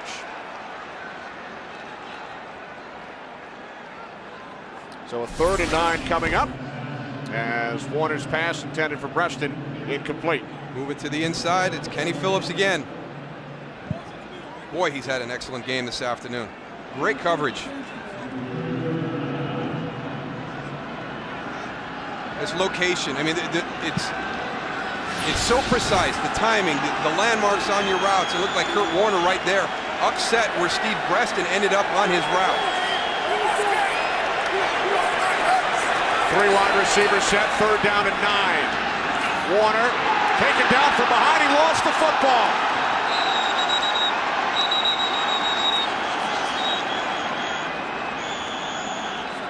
Officials try to get to the bottom of the pile.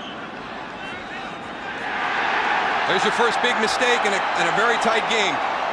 And it's the one that Kurt Warner has kind of struggled with a little bit throughout his career, holding the ball a little bit too long. That mental clock, he's not worried about it. Justin Tuck keeps working, ball's on the ground. Recovered by Matthias Kiwanuka. Today's Game on Fox is sponsored by Southwest Airlines. Low fares, no hidden fees. By Call of Duty World at War, in stores now rated M for mature. And by the all-new 09 F-150. It's not just a new truck, it's a new F-150. Giants go to work following the Arizona turnover. Manning's pass is caught by Amani Toomer for a gain of 9. Giants with a short field following Warner's 8th fumble and his 6th fumble that he's lost this season. Let's take a look at Justin Tuck right here. He's on Levi Brown. He goes to the outside. He sees Kurt trying to come up into the middle. And really, you know, Moose, we talked about earlier, you don't really think like Levi really attacked Justin Tuck at all. He sort of gave him that inside move, right? Well, he didn't create any separation between where he was going to make contact and where Kurt Warner was setting up. 2nd and 1, Garrett Ward hit for a loss by Carlos Dansby. I mean, Justin Tuck is coming forward on you, Goose, so when you engage, you're going to go back a little bit, and by Levi Brown kind of standing there and not going after him, he made Justin's job very easy. Really, you usually see Justin Tuck, when he doesn't get attacked, go and be the attacker and drive guys back into the quarterback. On that particular play, he read Kurt Warner coming up into the pocket, and there was a lane there and took it. But very good job of going and seeing where the ball is and attacking the ball. 9.5 sacks for Tuck. Manning on 3rd and 2, under pressure, he throws, and the catch is made by Steve Smith. A spectacular catch at the Cardinals' 2-yard line. The Arizona Cardinals bring pressure. You're going to get locked up outside one-on-one. Eli Manning stands in the face of the pressure, delivers the ball. Now you've got one-on-one. Now Eric Green at some point has got to get his head around. It's a double move, slant and go. Steve Smith sees it all the way. Eric Green never sees the ball. 28 yards, Smith's longest reception of the season, longest throw for Eli in 4 weeks. 1st and goal from the 2 off the fake to Ward. Manning throws, and it's the fullback, Madison Hedgecock, who is in for the touchdown, the 1st of his career. That wasn't a gimme either. Madison Hedgecock put a nice little move on Monty Bizzell. There's 52, Monty Bizzell right here, the outside linebacker. Madison Hedgecock, not really a flat route, but kind of a little bit of a swing. Gets kind of knocked off by Cheeky O'Keefer.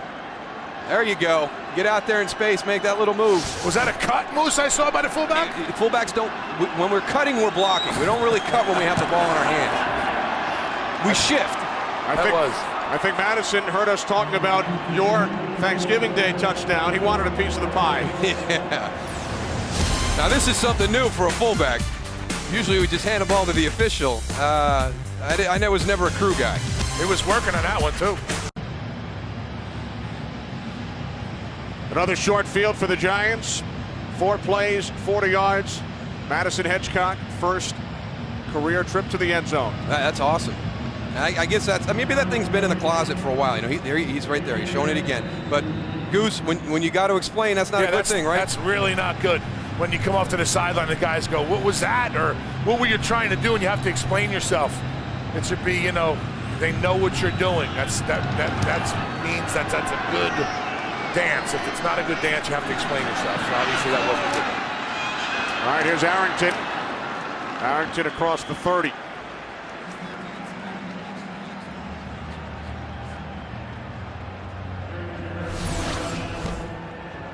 Everybody giving him his space. Gets out in the open. There he goes. Must have been a crew guy at some point. Tom Coughlin happy with the touchdown. And Brandon Jacobs, what in the world is that? Goose, I know you never scored a touchdown in the NFL, but did you practice a celebration just in case? Oh, all the time, man. All the time. Our defense, we always practice. We knew sometime Rod Woodson or somebody was going to get an interception and we needed to dance, you know, when we got the turnover. So we danced all the time. Warner fires, complete by Fitzgerald, and a nice tackle made by Corey Webster, not allowing Fitzgerald to break even further. And for Larry Fitzgerald, that is his 3rd catch today, number 400 of his career, 2nd fastest in league history. Who was the fastest? His teammate, Anquan Bolden. Yeah, that shows you how dynamic this offense is. But there again, there's an example. Corey Webster, excellent job getting Larry Fitzgerald to the ground right after the catch. Fitzgerald's 71st game. Bolden reached 467 games. From midfield, there's catch number 401 for Larry Fitzgerald.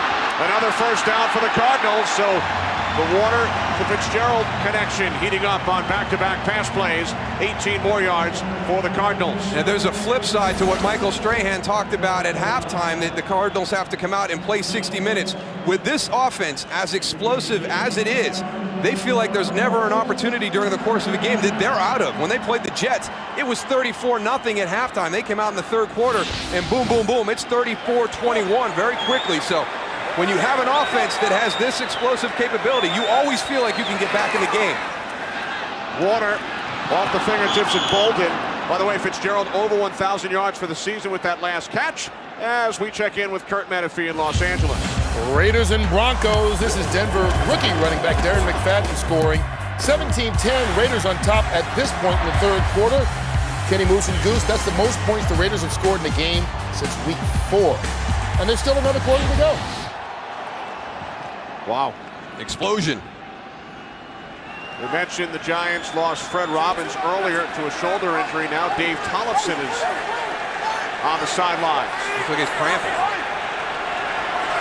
2nd and 10. Warner sets. He throws, deflected, and a diving attempt. Butler the deflection. Johnson the attempt at the interception. And they know those spots. They know that spot. It's a staple of this offense. The in route, whether it's Larry Fitzgerald, Anquan Bolden runs it once in a while, but Larry is the guy that gets this one most of the time. And James Butler's seen it. He's seen it on film. You know, trust what you see. Jump that route. The Butler saw it? Butler saw it. He didn't do it, but he saw it. He almost did. 3rd down and 10. Giants lead the Cardinals 24-12.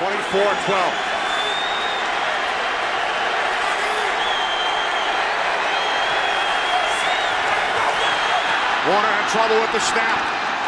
Down back at the 39. Always to the left, too, when you see it on film. Every once in a while, Lyle Sendline sends one off to the left. Let's see where this one goes. Yeah. I mean, when it's a little bit sketchy, it's to the left, and that was left and low. So the Cardinals not in field goal range. Warner the fumble on the prior series in this half. And now a poor snap.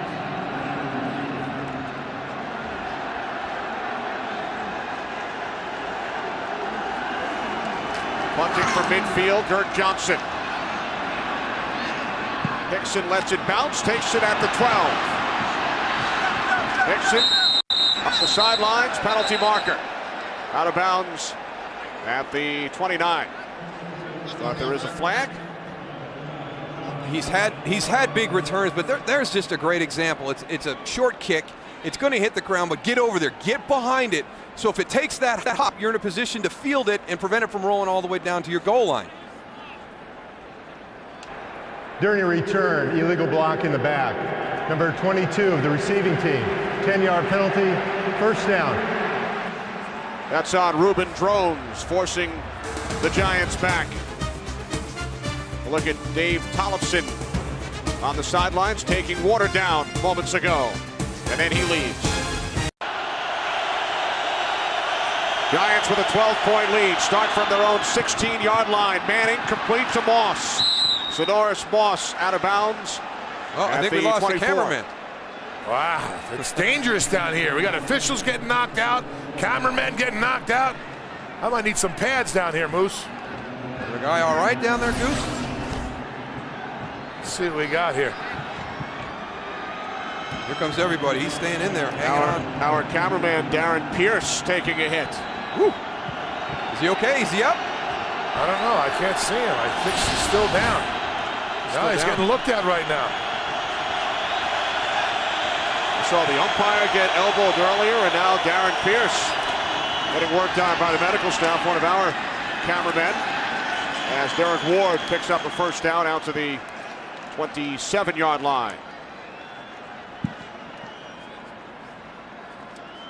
I tell you what, it's tough down there on the sidelines. You're hanging in there, you're being a professional, you got your shot, you're staying focused on it, and all of a sudden you got guys coming in, you don't even see them.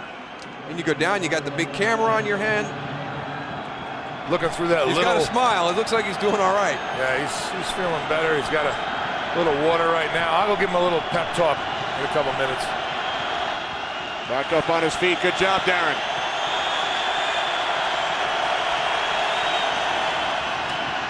Manning on first down, firing downfield, looking for Smith out of bounds.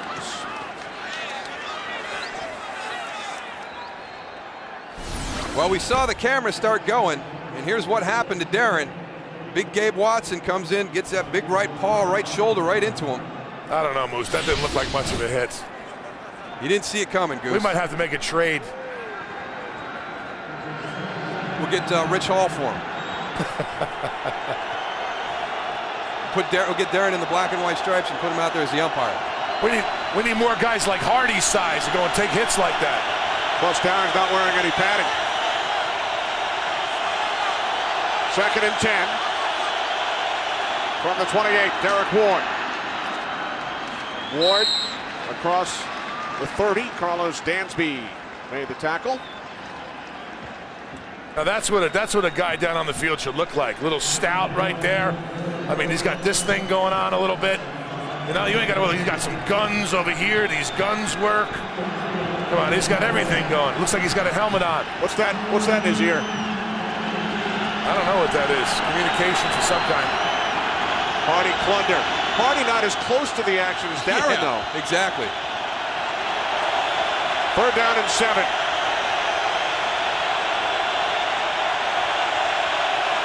Crowd on their feet here in Glendale as Manning finds his man Kevin Boss, but Ben Francisco makes the tackle at the 32, and Boss comes up limping. Yeah, they've been down low on Kevin a couple of times during the course of this game, and the Cardinals show pressure, the route adjusts and breaks, but they pulled out on him.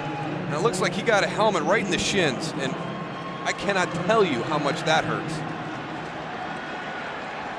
Giants already without Brandon Jacobs, without Plaxico Burress, and now their starting tight end comes up limping. Fiegels punting to Preston. Oh, tremendous coverage downfield. Terrell Thomas, but there is a flag. 45-yard punt. Thomas, the Giants' second-round pick out of USC.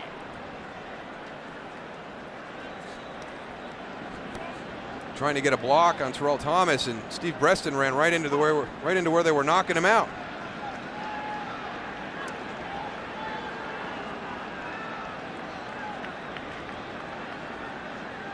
During the kick, illegal block in the back. Number 22 of the receiving team, half the distance to the goal. First down. Third penalty on special teams called against number 22 of the Cardinals, Matt Ware.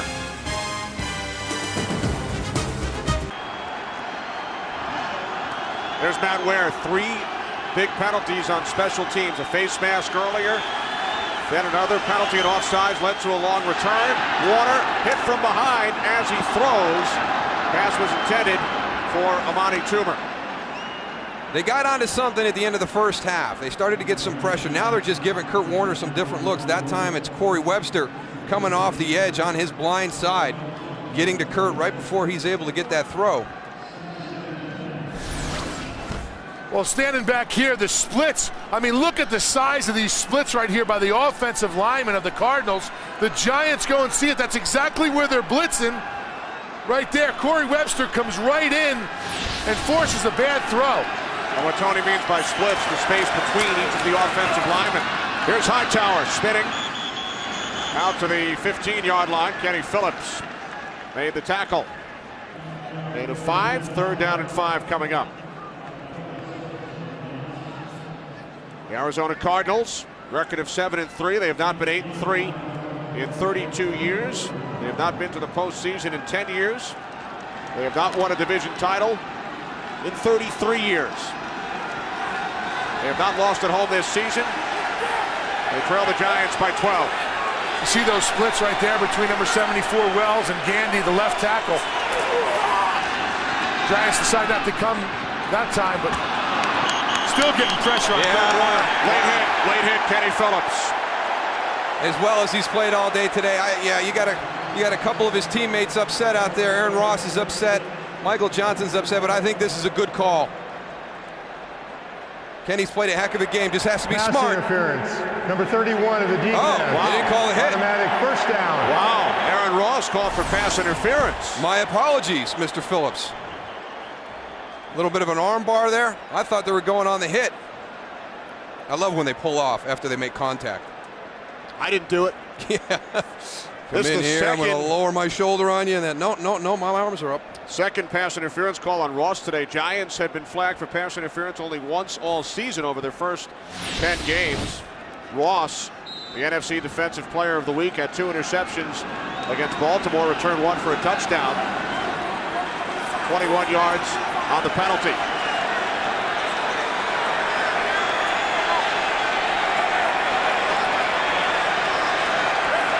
First and 10, 36-yard line for Kurt Warner and the Arizona Cardinals.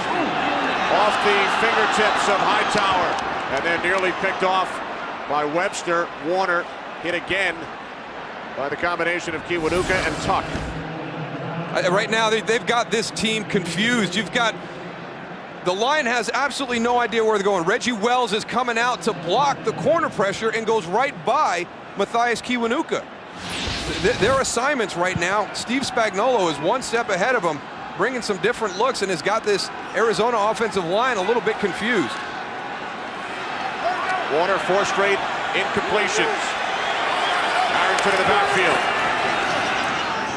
Warner, the slant, and the catch is made. Nice catch by Preston for a Cardinals first down, gain of 11. So much confidence in what they can do with this offense. I mean, they're not upset by any situation that they face. I mean, you get 2nd and long, 3rd and long. Hey, we're fine. We'll just run a little slant. All they need is 1 play, right? Yeah, they're always 1 play away from 6.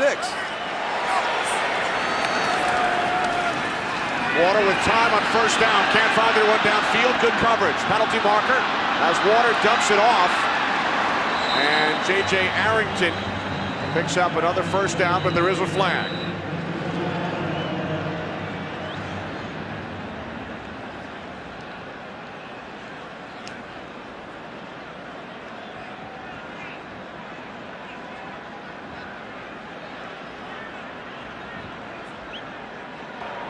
Illegal contact. Number 20 of the defense. The penalty will be declined. The result of the play is a first down. Michael Johnson, the guilty Giant, as we check in with Kurt. And we're going to double dip. Redskins at Seattle. This is Jason Campbell hooking up with Antoine Randall L. Gave the Redskins a 17-10 lead. Seattle just scored, pinning the extra point. It's a 1-point game. And then Atlanta, Michael Turner takes what was a 4-point lead, makes it 11. Falcons up 24-13. Back to Kenny Moose and Goose. All right, Kurt, 1st and 10 from the 41-yard line. Another penalty marker as Warner is complete to Jeremy Urban. James Butler made the tackle. Kurt told us about the Redskins and Seahawks. A Seahawk loss and a Cardinal win, and Arizona would clinch the NFC West.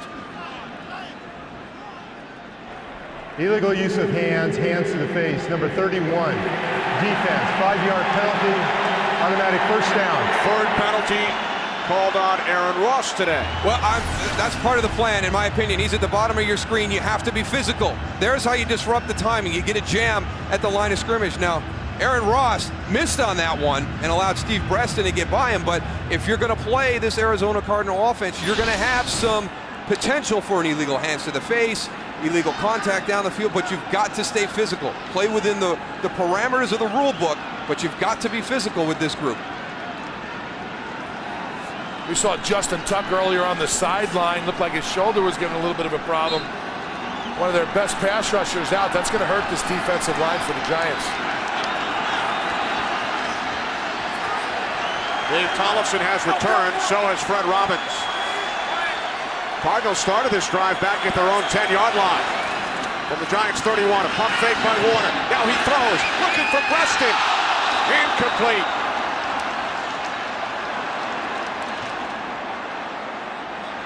He got a nice job on the outside with a pump fake or a little bit of look to the inside. Steve Breston's on the outside. There goes Anquan Boldin up the seam. He moved the safety. Kenny Phillips, he moved him all the way into Anquan Boldin. That gave him the opportunity on the outside to Steve Breston. Preston lost the shoe. Dave Tollefson injured again. Dave Tollefson injured for the 2nd time today on the Giants sideline. The good news, Justin Tuck has returned. Cardinals led 12-10. Giants with the last 14 points. 2nd and 10 for Arizona from the Giants 31. 4 wide receivers, Harrington the lone back. Warner to the outside, complete to Boldin. Anquan Boldin picks up the Cardinals' first down, gain of 11. And they've got to get to Kurt Warner before he lets the ball go, because it's not going to matter. You can hit Kurt Warner, you can knock him down. Darren Pierce is back along with Justin Tuck. And this is the shot from Darren's camera on the last play. Getting right back to action, Darren Pierce.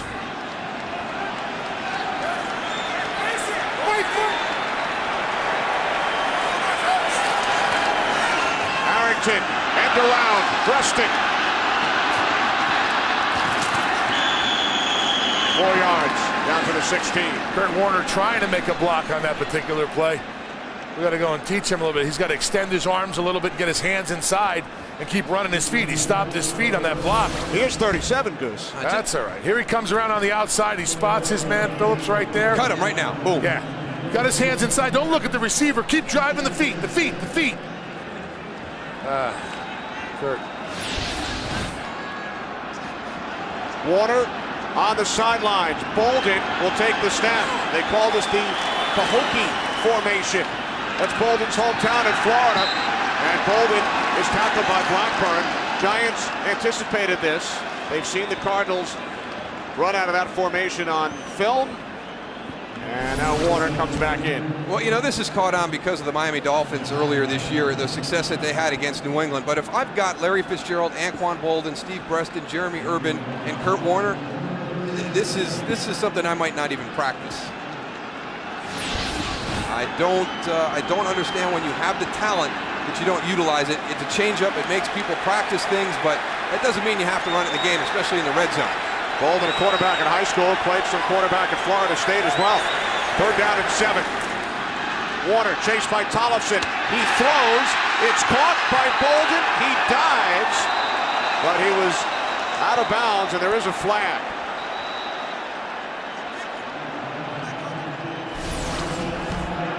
Ruled out of bounds at the 2. But it looks like it's coming back. Yeah, I had a little bit of a pick out there, I think. Right there, Jeremy Urban. You got to sell that a little bit better. Yeah, you can't put them hands in front of you like you're blocking. You sort of just got to like. You got to take that one. You got to take it in the chest and keep running. Take it in the chest and go down, and you won't get the flag. You know what? It's interesting right now. They're trying to debate. It wasn't. He's got as much right to that area as the defender. There is no foul. There you go. They're going to pick it up. No pass interference. And that was blocked into him. Result of the play is a first down, Arizona. That's a great call by Moretti. You got to go. I like the way Pete Moretti goes and referees these particular games. He goes and Pete Morelli actually goes and brings all the guys in and they talk it over. Should have been done a lot more this year. It'll be first and goal from just outside the 2. The Cardinals send in 2 tight ends, Patrick and Spock. Bolden split to the right. Fitzgerald to the left. Hightower in the backfield. Cardinals are confused, and Warner calls timeout.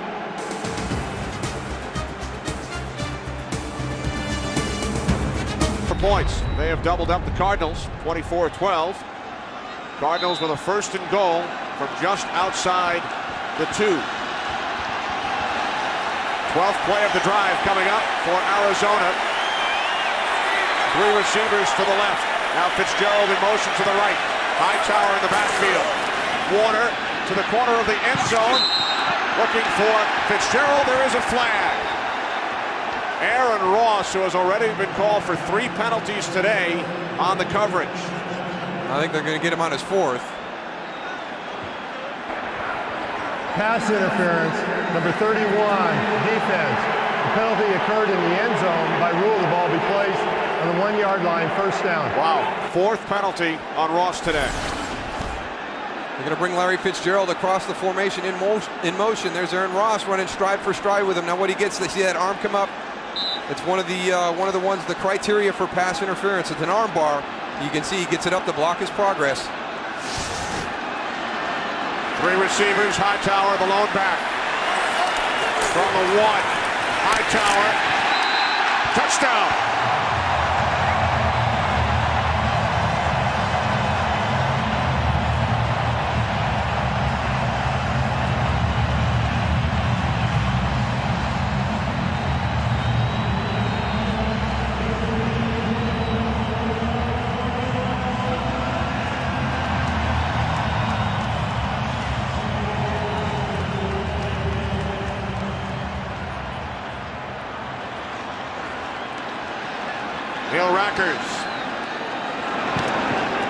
Point after is good.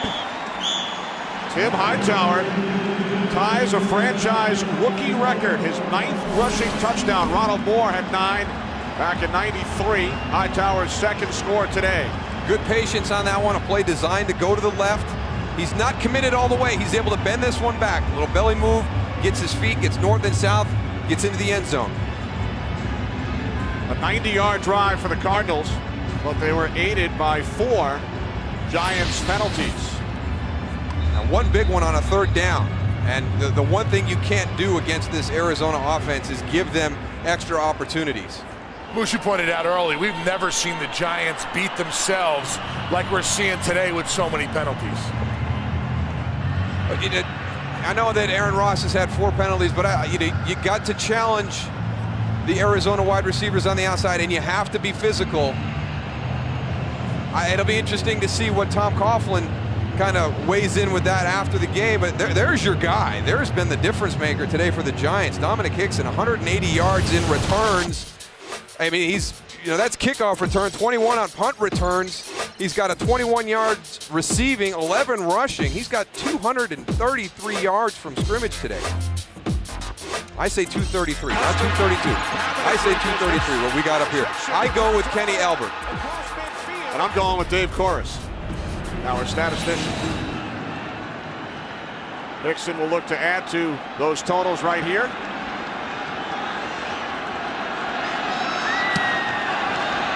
Packers kickoff. 5 yards deep in the end zone, so he will not add to 232, 233, whatever it takes. There you go. And the Giants will start from their own 20-yard line, leading the Arizona Cardinals by 5. And you look at the Giants' schedule, they're 9-1, 6-0 at home. Divisional games the next 3 weeks: at Washington, home for Philadelphia, at Dallas. Tough stretch. They have played it. They're coming through it. I don't know. The second half of their schedule was so tough. I don't know if you can look down the road and say how tough it's going to be after what they've already come through over the last 4 weeks. From the 20, the slant. And taking it up to the 28-yard line. There you go, Moose. Hickson adding to his total right there as he gains 9. And you talk about what the Giants have done recently, 5 consecutive wins, as Hickson has his 3rd reception, including a win in Pittsburgh, a rout over the Cowboys at home. They went to Philadelphia, won on a Sunday night, 36-31, and a convincing win over the Ravens last week. Yeah, and we saw what the Ravens did to the Eagles today. 36-7, Baltimore over Philadelphia. Donovan McNabb pulled from the game. On 2nd and 1, Derek Ward. Ward bottled up, and that will take us to the end of the 3rd quarter. Here in Glendale, Giants lead by 5. Fox NFL Sunday will return after these messages and a word from your local Fox station. Each team with a touchdown in the 3rd quarter. Giants lead by 5.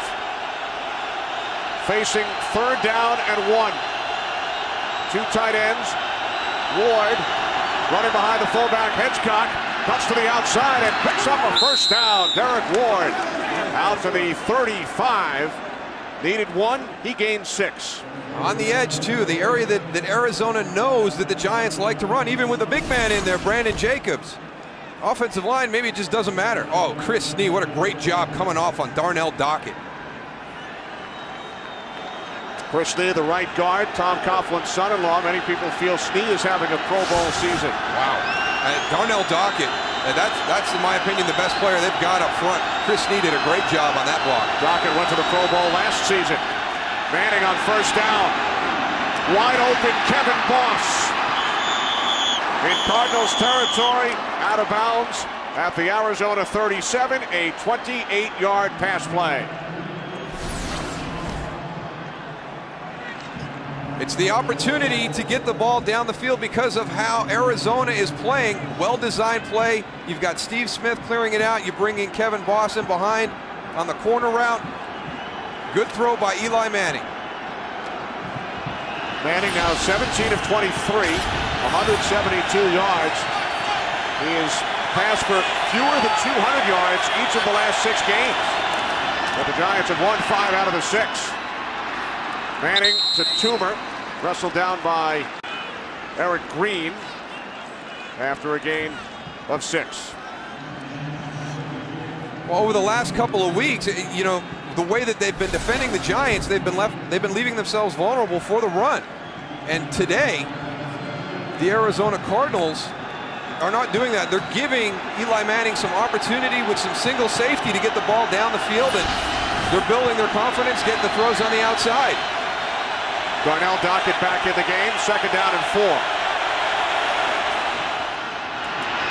Manning to the air again. And it's Dominique Rodgers-Cromartie who's played a strong game, getting the handout in front of Dominic Hickson.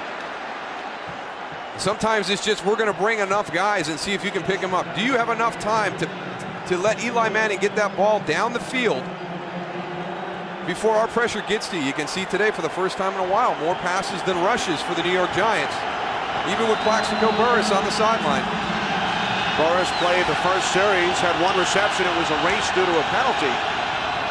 How frustrated is he over the last, 3 weeks? It's been the ground game of the Giants. There's finally an opportunity to get the ball down the field, and Plaxico hasn't been able to be a part of it.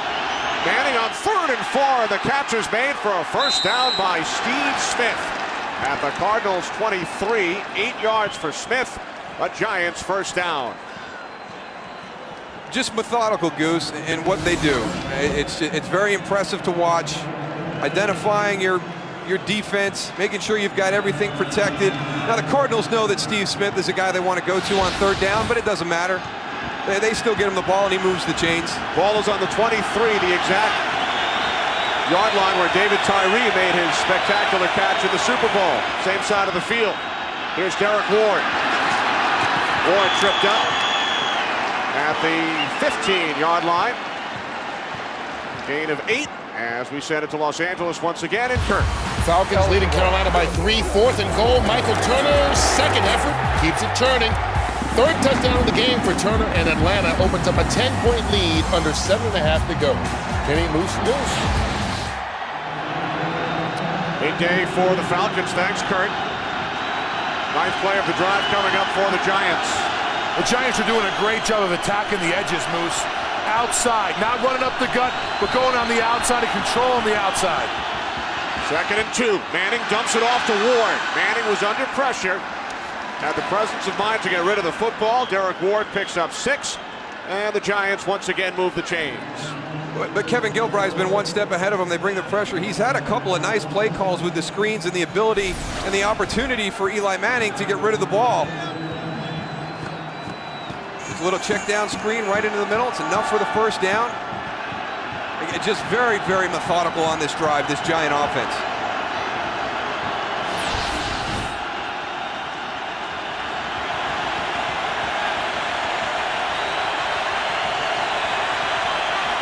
Bob Bradshaw in the backfield. 1st and goal. Manning, the boss. Touchdown.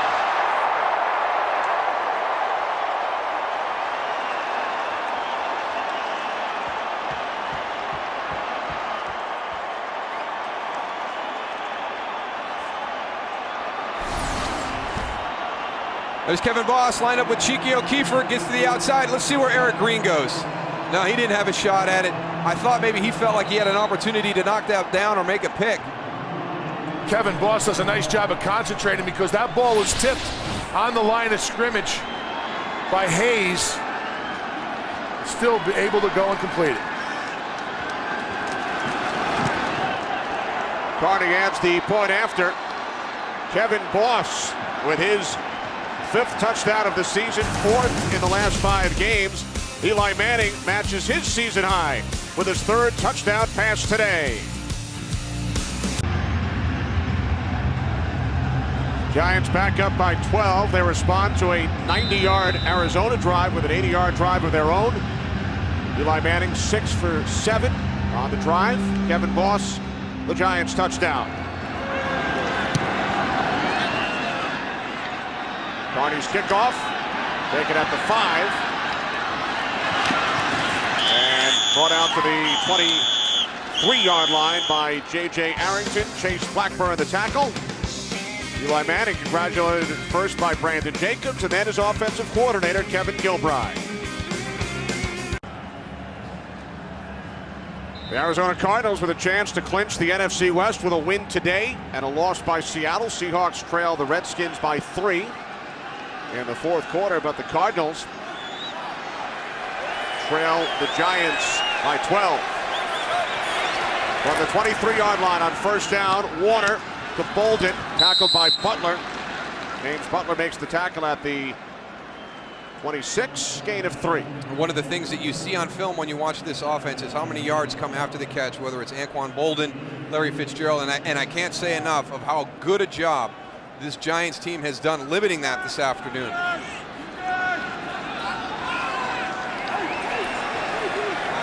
Bolden with 7 catches, only 55 yards, averaging under 8 yards per reception. 2nd and 7. Warner's pass is intercepted by Terrell Thomas. First NFL pick for the 2nd-round draft pick out of USC. Antonio Pierce is talking to Terrell Thomas right before this play, and he's motioning to him to get back into a certain area. I think he baits Kurt Warner, because he's going to move to the outside and then come right back into the middle, almost to the exact spot that Antonio Pierce told him to get to.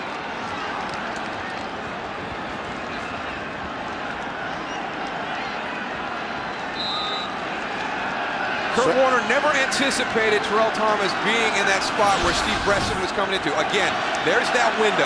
The end, the skinny, they come into that same area of the field. The Giants have done a good job jumping into those windows. Second Cardinals turnover.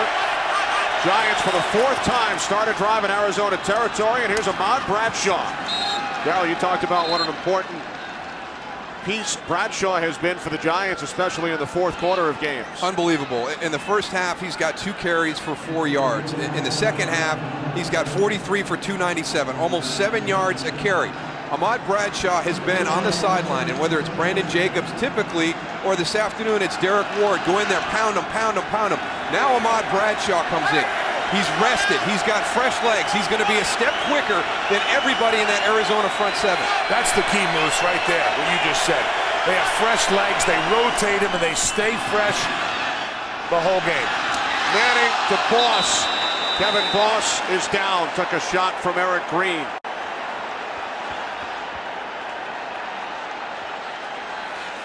He's had a tough day today, huh? Taking some shots on his legs, up top a little bit. When you're tall and lean like that, and that ball comes, and there's a lot of area to hit. Number 60, offense, 10-yard penalty, still second down. Flag on the play, a hold against O'Hara. Wow, that's a big hit by Eric Green on Kevin Boss. Great concentration, comes in, puts the helmet right under the chin. It's a great effort by Kevin Boss and a big hit by Eric Green. Penalty forces the Giants back to the 37. Boss tied for the team lead today with 4 receptions.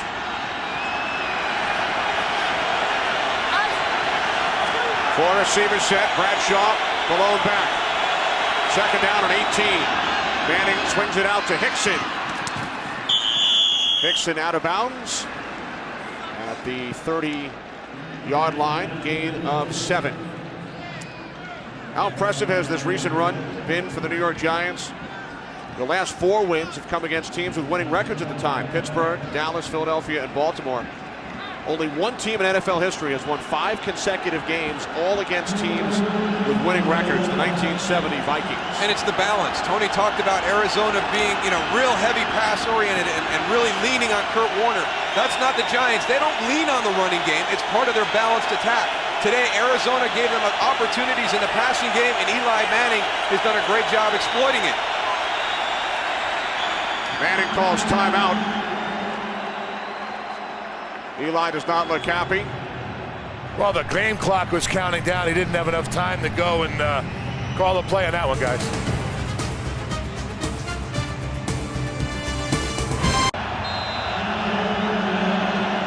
Kurt Warner's second turnover today led to this Giants possession. Giants facing a 3rd down and 11 following the timeout. 2 tight ends in the game. Manning on 3rd down throws. And a terrific second effort is made by Dominic Hickson to pick up a 1st down. Moose, they just don't skip a beat. Plexico Burris out, Dominic Hickson comes in. This kid is very aware of where he is on the field, where he has to get to. You see the yellow line right there. He goes and fights to get the 1st down. I'll tell you what, I'm very impressed by the way he goes and rises to the occasion. I mean, that's Carlos Dansby, an outside linebacker. It's going to be right at the line. You might get a measurement, you might get it, you might not, but he takes that completely out of the equation with his effort. 1st and 10 from the 18. This is Bradshaw. Bradshaw down to the 15-yard line. Showing some smarts, getting towards the sideline, getting down, keep that clock going. What a day for Dominic Hickson. 262 total yards. And remember, his 83-yard return was on a re-kick following a penalty. An offsides penalty on the kickoff against Matt Ware.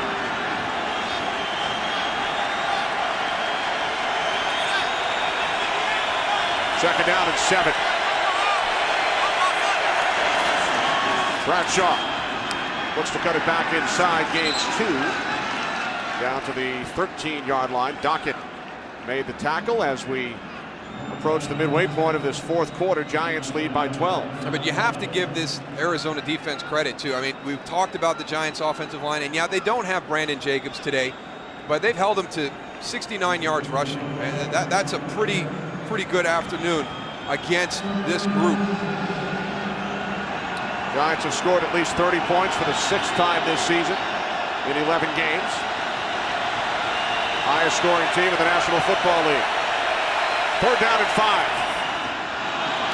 Manning complete. Amani Toomer cannot pick up the 1st down. Tackled by Rogers Cromartie. So Tom Coughlin will send out the field goal unit. Well, they started to come out onto the field. Oh, I think they have to. I mean, it makes it a 15-point ball game. You force Arizona to score twice and go for 2 on one of them.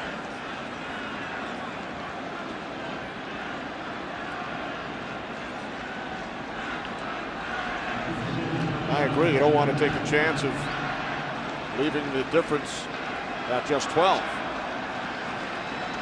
It's not even a question. Even if it's half the length of the football, anything can happen. So here comes John Carney, who hit from 33 back in the 1st quarter. Lawrence Tynes injured during the preseason. Giants signed Carney. He's been terrific. Coming into the game today, 4th in the league in scoring. It was Tynes who kicked for the Giants last week. And now Carney getting another shot today. The 4th all-time leading scorer in league history. His 20th season, 44 years of age. 21-year vet Jeff Fiegels is the holder. The 2 oldest players in the league. Working together, trying to seal the deal. 44 and 42. Both older than Goose. Fiegels will not that old. Place it down at the 17. You're that old and you're still playing. You ain't wearing thigh pads, right, Goose? That's right. You ain't hitting nobody. 27-yard attempt. Carney straight through. So the Giants start 4 drives in Arizona territory. They've scored on all 4.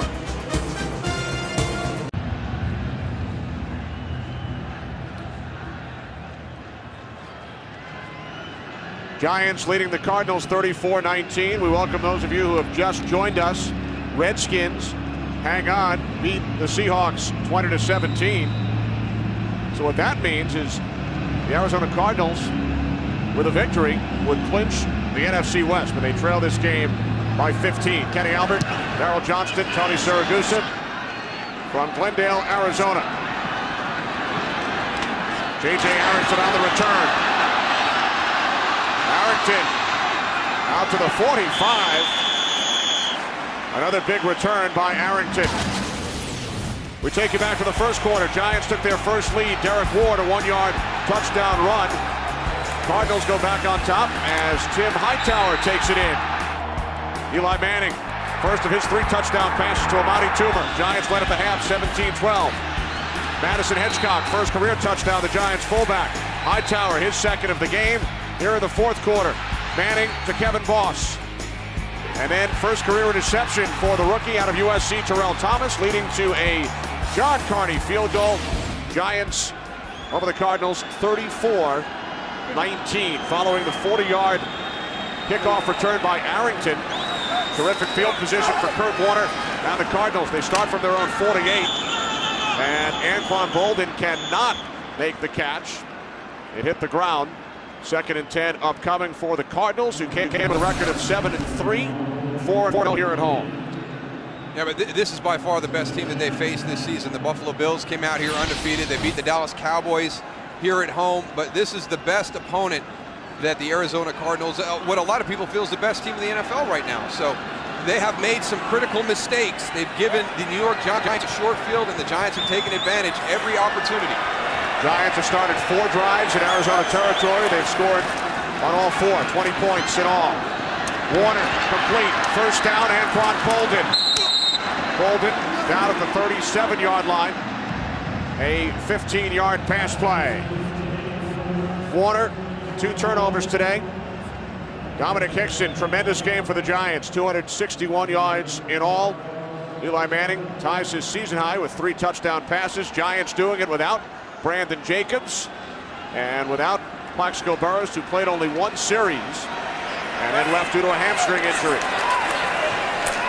From the 37, Warner, Preston made an adjustment, and he makes the catch. A spectacular catch by Steve Preston at the Giants' 5-yard line. All right, let's go back to earlier in the game. We had this same play call, and remember how frustrated Kurt Warner was that Steve Preston was looking to the outside. He learned his lesson. He was back. He got to the inside that time as he got by Kenny Phillips. Under 5 minutes remaining, fourth quarter. First and goal from the 5. Warner throws. The catch is made by Bolden. Thomas, the first Giant to force Bolden back, and then James Butler took him down. That is one of the best things and the most impressive things that this Giant defense has done all afternoon. They have not allowed any of these Arizona Cardinal receivers to run with the ball after the catch. Terrell Thomas is there. He doesn't get him down, but here comes his teammates. They're all around. It's just been phenomenal to watch them hustle to the ball and limit the big play potential of these receivers. They really saved, that defensive line really saved a lot of big plays by hustling to the ball. You're absolutely right, Bruce. 4 wide receivers, second and goal from the 5. Warner throws, and coming over the top is Corey Webster. Pass intended for Bolden.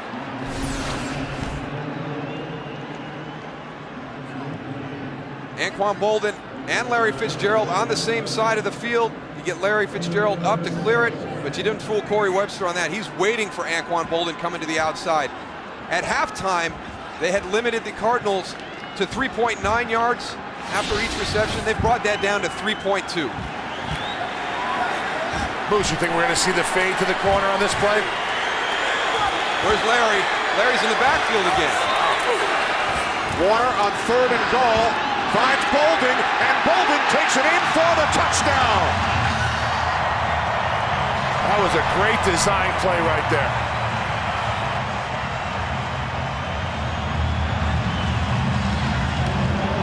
It's tough defending this group down in the red zone because you have Larry Fitzgerald, and he's excellent at the fade route. And then you've got Anquan Bolden, who's great after the catch. And that's just a great job by Kurt Warner, because that play didn't look like it was going to do anything from up here, Goose. I still don't know how he got the ball to Anquan Bolden. Warner over 300 yards for the 5th consecutive game. A touchdown pass at 19 in a row, tying Neil Lomax's franchise record. And now Tom Coughlin would like to chat with Pete Morelli. New York had thrown the challenge flag for challenging an ineligible men downfield by rule that is not reviewable. Now on these screenplays, we talked to Pete Morelli before the game because this is such a big staple of this offense. You're allowed to be 1 yard down the field, and it's kind of like the illegal forward pass when the quarterback's scrambling. If any part of your body is beyond that 1 yard, so let's take it, we got to go to that yard line right there. If anything is behind that, it is a legal play. And as you can see, both of the linemen who came out on that play, Mike Gandy and Reggie Wells, were behind that line.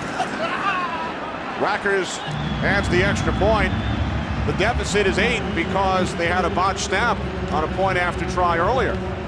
You never know when those things are going to come back and bite you, and it's been a disaster for the Arizona special teams. And when we talked about short fields and you saw Dominic Hickson's numbers, the reason his numbers were up in the high 200s is because he's taken back 2 kickoff returns deep into Arizona territory. And then you've had the botched extra point attempt, leaves you down 8, so they've got to get down the field, and even if they score the touchdown, they've still got to go for 2 points, and that is not as easy as everybody thinks in the NFL. And this last Arizona touchdown, scored by Bolden, his 11th of the season, set up by the 40-yard return by J.J. Arrington. And here's one of those phases of the game that all the coaches talk about, the 4-minute drill. And if anybody is built for the 4-minute drill, it's the New York Giants with that offensive line. All right, you get the ball back, 4 minutes and 2 seconds on the clock. As well as this unit has played all season long, and you've got Ahmad Bradshaw in there who's just kind of gotten into the flow here in the 4th quarter. He's still got his fresh legs. This Giants team can make a statement. Arizona's been trying to make a statement by knocking off the Giants, but the Giants can come back out. They can make the statement by driving this ball down the field and not allowing Arizona back on the field offensively. And whether it's this afternoon or at any point during this season, except for the Cleveland game, the Giants have responded and answered every challenge. I do not agree with an onside kick if that's what the Arizona Cardinals are thinking about. If it is an onside kick, watch Larry Fitzgerald. Recovered by Chase Blackburn of the Giants. Zach Diassi. It's guys this afternoon who you would never talk about when you talk about the New York Giants. Dominic Hickson, and now it's Zach Diassi. Because Ralph Brown has got this ball. This is as well as you can execute this kick. They come down and they punch the front line back. Now look at Ralph Brown. Here it comes. It's coming right to me. I got it. Here comes Zach Diassi, making sure he doesn't get another opportunity to make that catch. But Ralph Brown, a Sunday hop.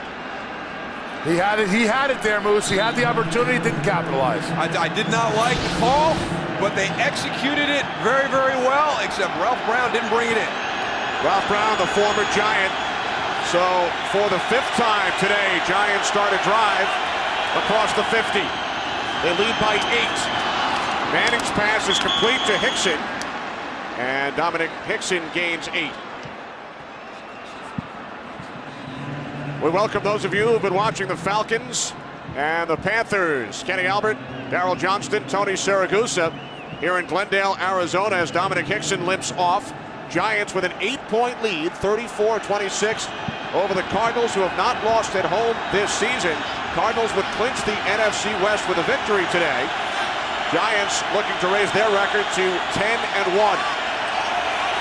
2nd and 2 from the 38 with 2 tight ends. This is Derek Ward. And Ward found a big hole and picks up a first down to the Cardinals 25 as Ward gains 13.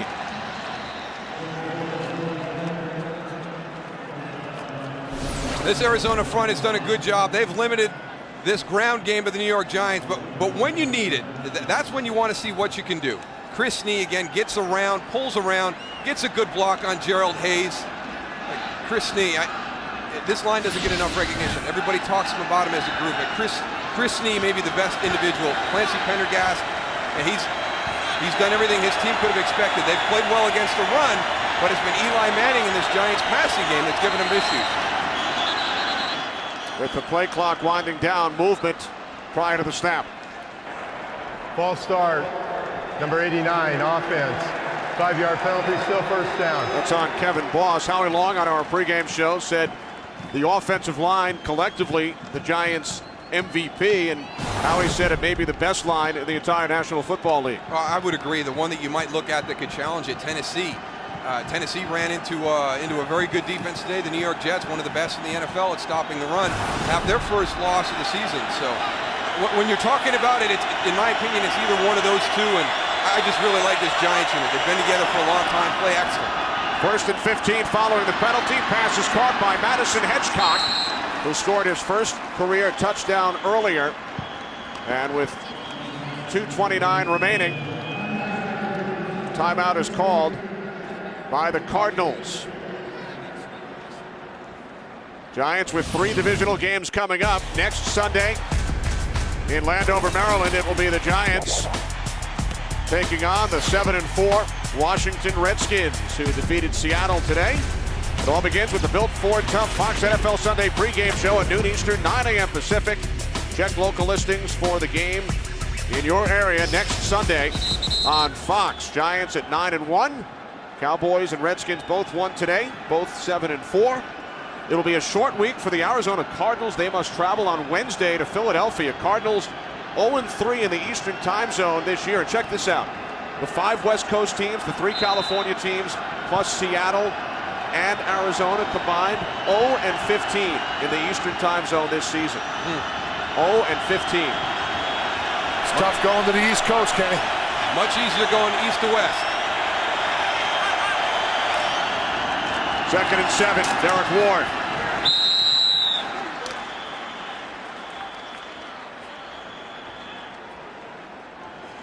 Another timeout taken by the Cardinals. Well, Fox's football coverage doesn't end when the games are over. Stick around for the OT with Kurt, Terry, Howie, Michael and Jimmy. The OT presented by Lowe's is coming up after the game, only on Fox. 2:24 remaining, fourth quarter. Giants leading by 8 as we check in with Kurt Menefee. Thank you, Kenny. Coming up on the OT post-game show, Tennessee's perfect season is over. We'll recap the shakeup in the AFC. And while we're talking shakeups, an exclusive look at the brand new BCS standings. Yes, they have changed. Plus NFL scores, highlights, and inside locker room access only on the OT right after your game. Kenny? All right, thanks very much, Kurt. We look forward to it. Giants with an 8-point lead, 34-26. Third down and 8. They must get to the 15 for a first down.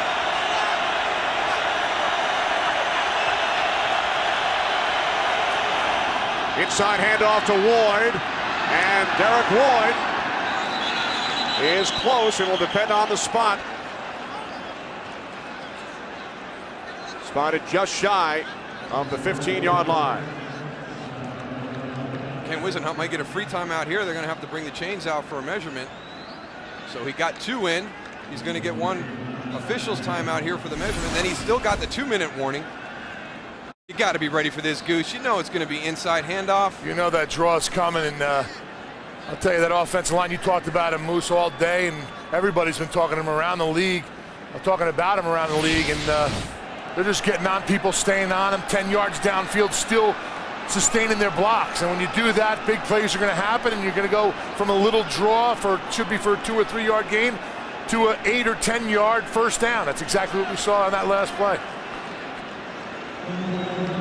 Giants are just short, so Tom Coughlin will send out the field goal unit. It is the field goal unit, isn't it? Okay, thank goodness. I thought he was sending in the big boys for fourth down.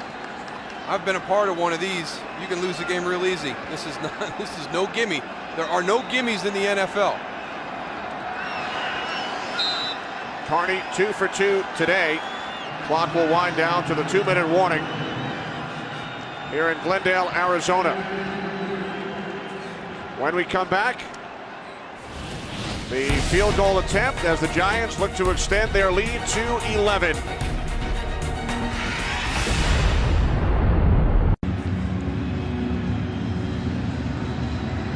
Giants lead by 8, 34-26.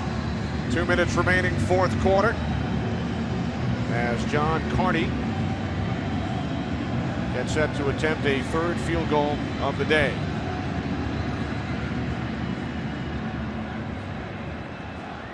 For a second there, I saw some of the big guys coming out. I thought they were going to go with the jumbo package on fourth down. Tom, you scared me on that one. I didn't see John Carney mixed in with everybody. He's easy to hide. 33-yard attempt.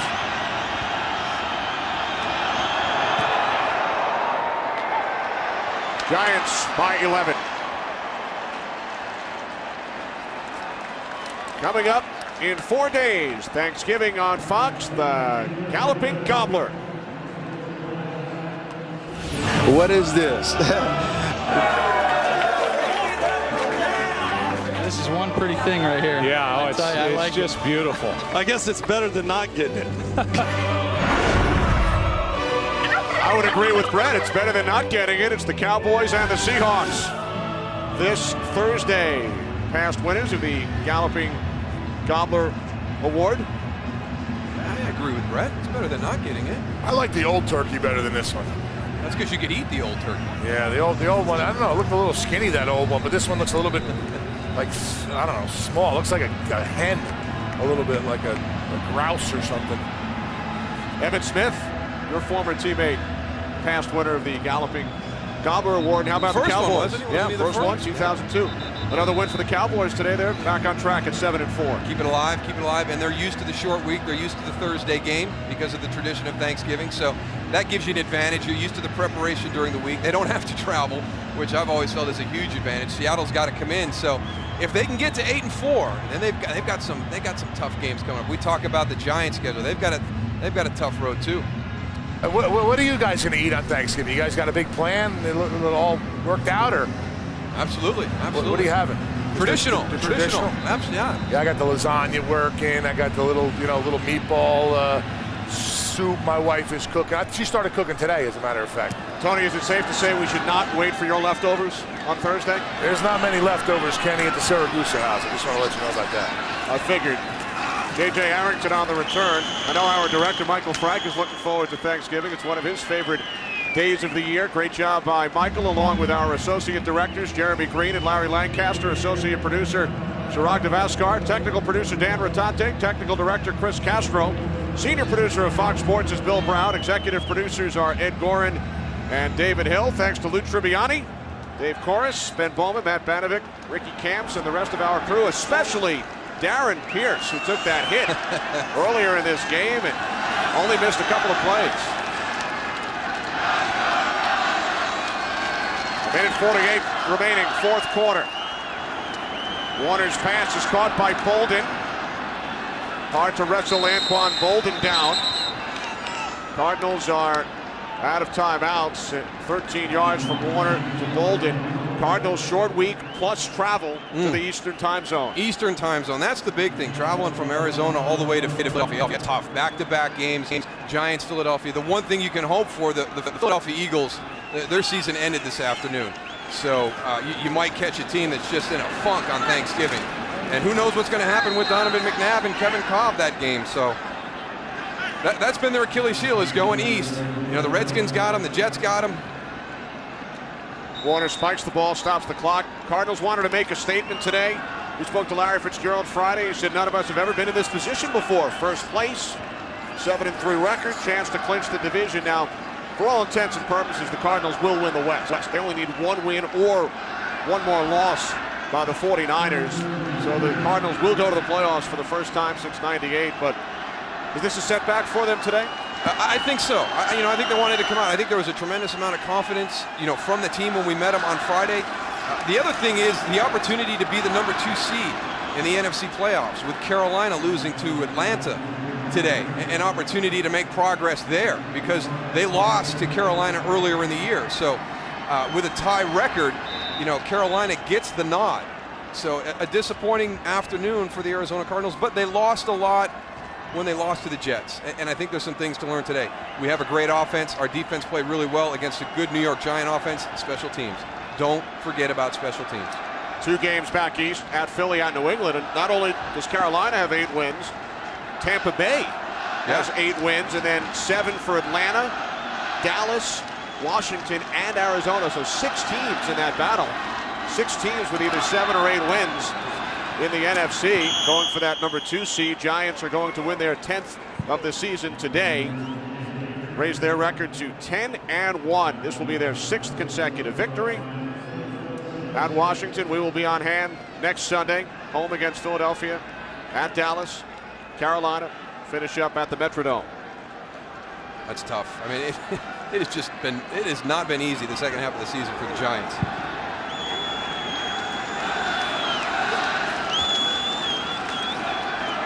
Warner on 3rd and 6, complete to Preston, heading for the sidelines.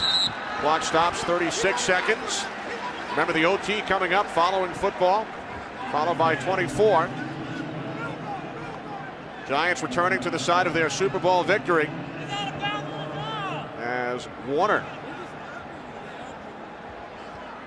heads to the sidelines. Neil Rackers, as the Cardinals need 2 scores. They will attempt a 44-yard field goal. Try and get 3 points, then an onside kick. Try and score again. So on first down, Cardinals go for the 3 points, and they've got it. So once again, it's an 8-point game, 32 seconds remaining.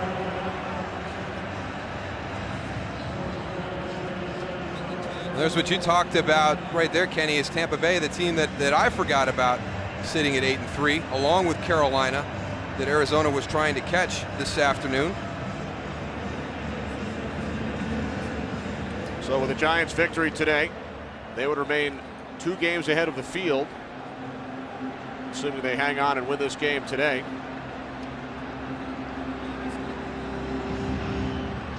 32 seconds remaining in Glendale. Giants without Plaxico Burress, without Brandon Jacobs. They have an 8-point lead.